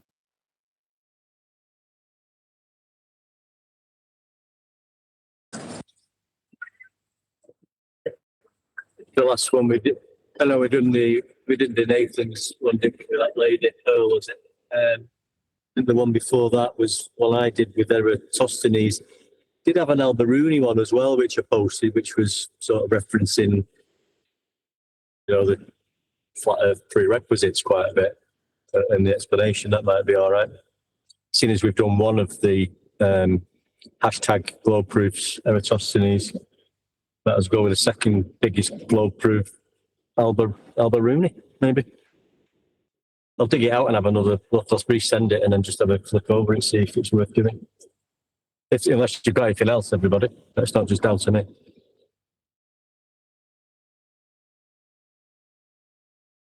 I advocated in the past with the O10 surveying videos with Jason and Dave, and they're 5-minute videos with the setup of the theodolite and measurements of whole circle bearings and collimation and benchmarks. It's similar to the mapping guy, but yeah, there it is. He's surveying your flat, and here's the instruction video. Yeah, it might not be ooh and have you imagining the final frontier, but it is what it is in reality. That measuring the Earth flat with surveying. Or I did post the Alberunith with his reciprocating zeniths and blue marble science books. So if you want to get wrapped up and get wound up with that, or just go over that, because they're using that again a lot. It's popped up a little bit recently. This reciprocating zenith angles destroys flat Earth situation. Levels deviating from levels at the rate of level. Yeah, destroys level Earth. Apparently. But like Neil said, sometimes you get people are wrapping their head around it and what they're claiming. So I don't know, it might be worth just going over. I don't know, Nathan, unless you fancy something else. I don't know. Those are anti-flat Earth response videos. I was hoping for something that was more normie based, but I mean, maybe we could do that. Yeah. Well, like I say, I've got an Alberuni one, which is just someone describing how Alberuni measured her flat.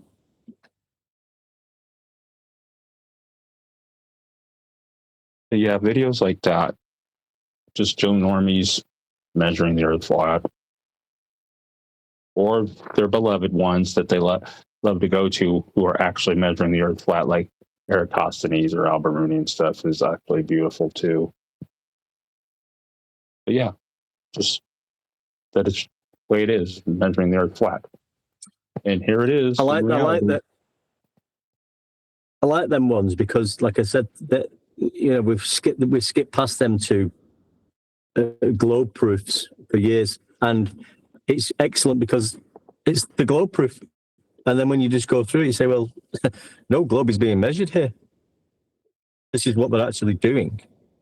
Yeah, obtaining elevation angles and depression angles from line of sight and surface level. No curvature is ever being measured, and we've skipped past it for years. That's why I like them ones. Using the globe proof as actually flat Earth proof.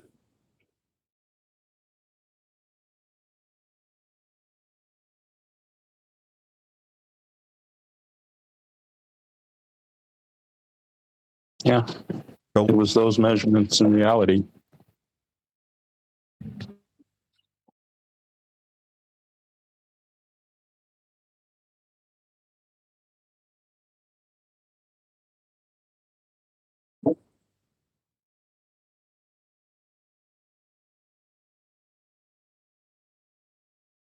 Okay, well, it's nice to have a few options.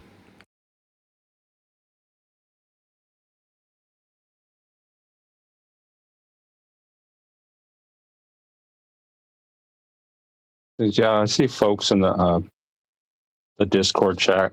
They're still suggesting like perceived debates and stuff like that. But I mean, want to really continue with that, guys? With this person versus this person when it's really not a debate, it's just measured flat. The Earth's flat.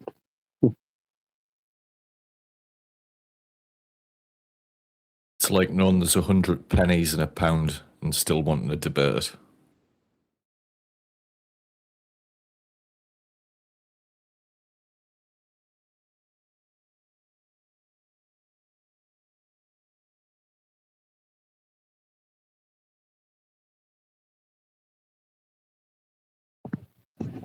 Yeah, it's just wrangle dangle nonsense.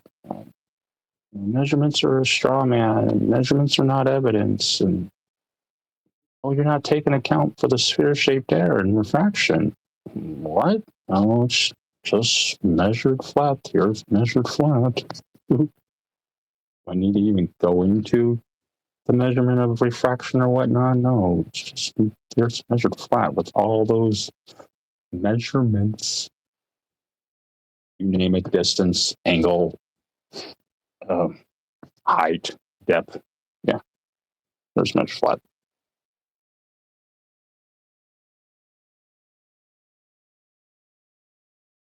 Yeah, their refraction's built on a foundation of flat Earth measurements. They're deriving their terrestrial refraction from an R value that's acquired through elevation angle measurement.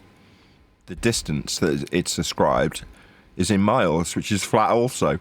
Just like you don't like measurements. They're a straw man. Okay, don't use them for your radial value. Don't use them then for your refraction.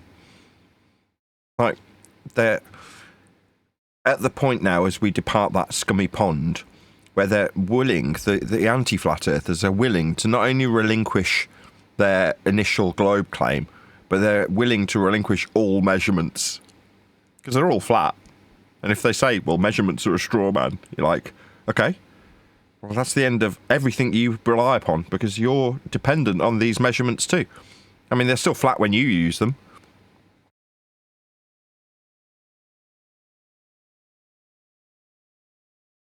Oh, but what's that you say? Oh, the level deviating from level for the level not to be level. No, it's just level. Having no part higher or lower than the other, a 0-degree baseline, which it's measured from mean sea level all over our flat Earth, for every single measurement of it in the reference to mean sea level. It's measured flat, the Earth's flat.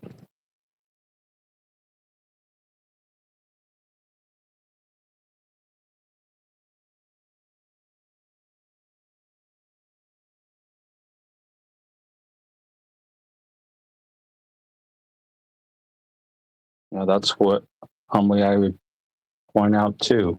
And that's just the way it is. It's like, yeah, you're going to require a flat Earth for that refraction. Oh, that radial value, that radius, yeah, you can, yeah, that's flat Earth too. Oh, the miles that you're attributing to it, yeah, that's flat Earth too. But an elevation angle from it, yeah, that's flat Earth too. Measurements are a straw man.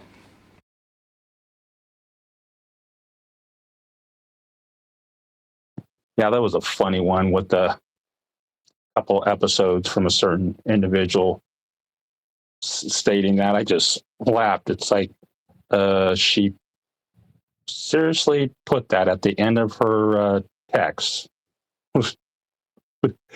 Yeah, you don't realize when you're hitting yourself in the face with a space shuttle.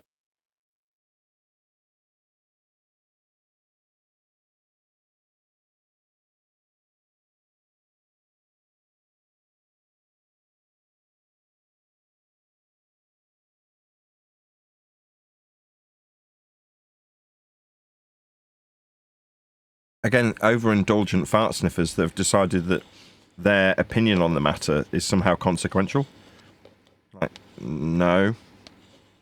What a mile is and how it's used by all people who use miles won't change because of your declarations of it being straw man. That doesn't make any sense, but is inconsequential regardless if we debate about it. It's like, you're not measuring Earth. You're not employing these linear distances.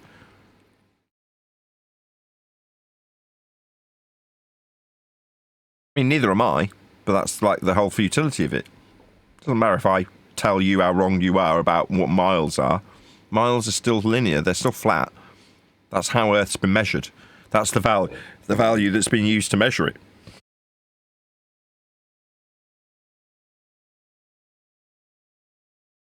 Yeah, that's just the way it is. If we were all removed from the Earth would still be a horizontal plane for you to give you those measurements of the Earth being flat. Yeah, you on that part are inconsequential. You're not going to change measurements to be how you feel about them. They are what they are. And that's how they're applied to our flat Earth. Here it's measured flat. There's flat.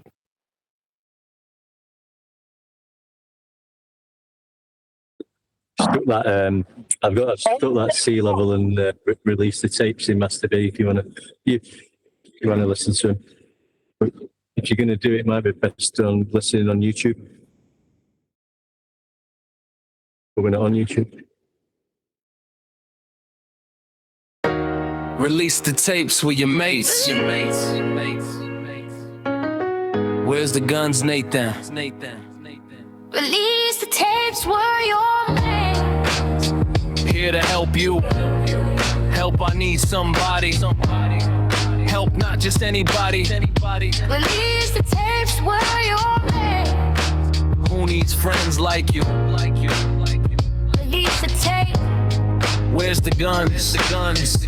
Release the tapes, were your mates. Adam and Kevel, rooted in lies and evil, taking bites from the apple tree. God, QE yourself is evil, and Adam and Brian getting bullied about gyroscopes I see. Black Swan outdated. Where are the guns? Release the tapes. Release the tapes to the evil mob. We tricked you with false kindness. Adam is evil, controlled by John. Brian gets told, flats he crushed on the evil one. QE is an assassin's his job. The job. Release the tapes, Nathan. Where are the guns? Release the tapes. Who lie and cheat? Who lie and treat? Where are the guns? Release the tapes. Who lie and cheat? Who lie and cheat? One deck in the area spitting out facts. The argument book just been sacked. Citation. Release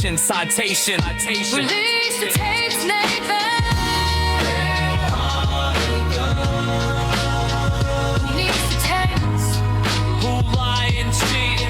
Who lie and cheat?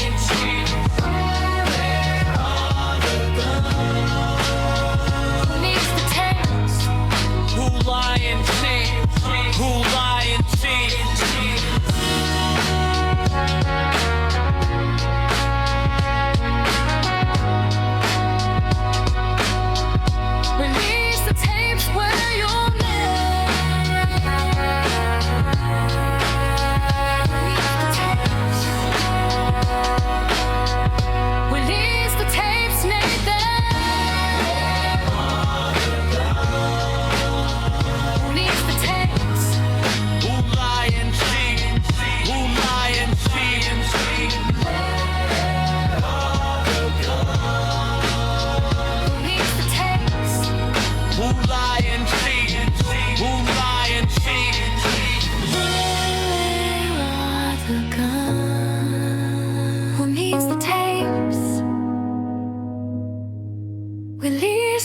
universe where you're mates.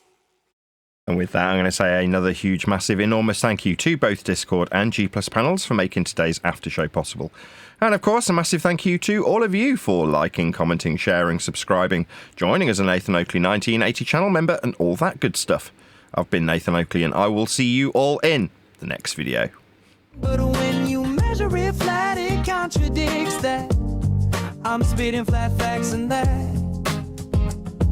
And I know you don't like that. Google Maps is flat, it presents elevation profiles like that. I'm a spitting flat earth king. Sentence has a ring, doing my own thing. If earth was a big roast chicken, factually finger licking chicken, we just got the measurements missing. I'm spitting eggs and begs, begging the question lesson. I've said it before, time after time. I'm the spitting flat earth king of rhyme.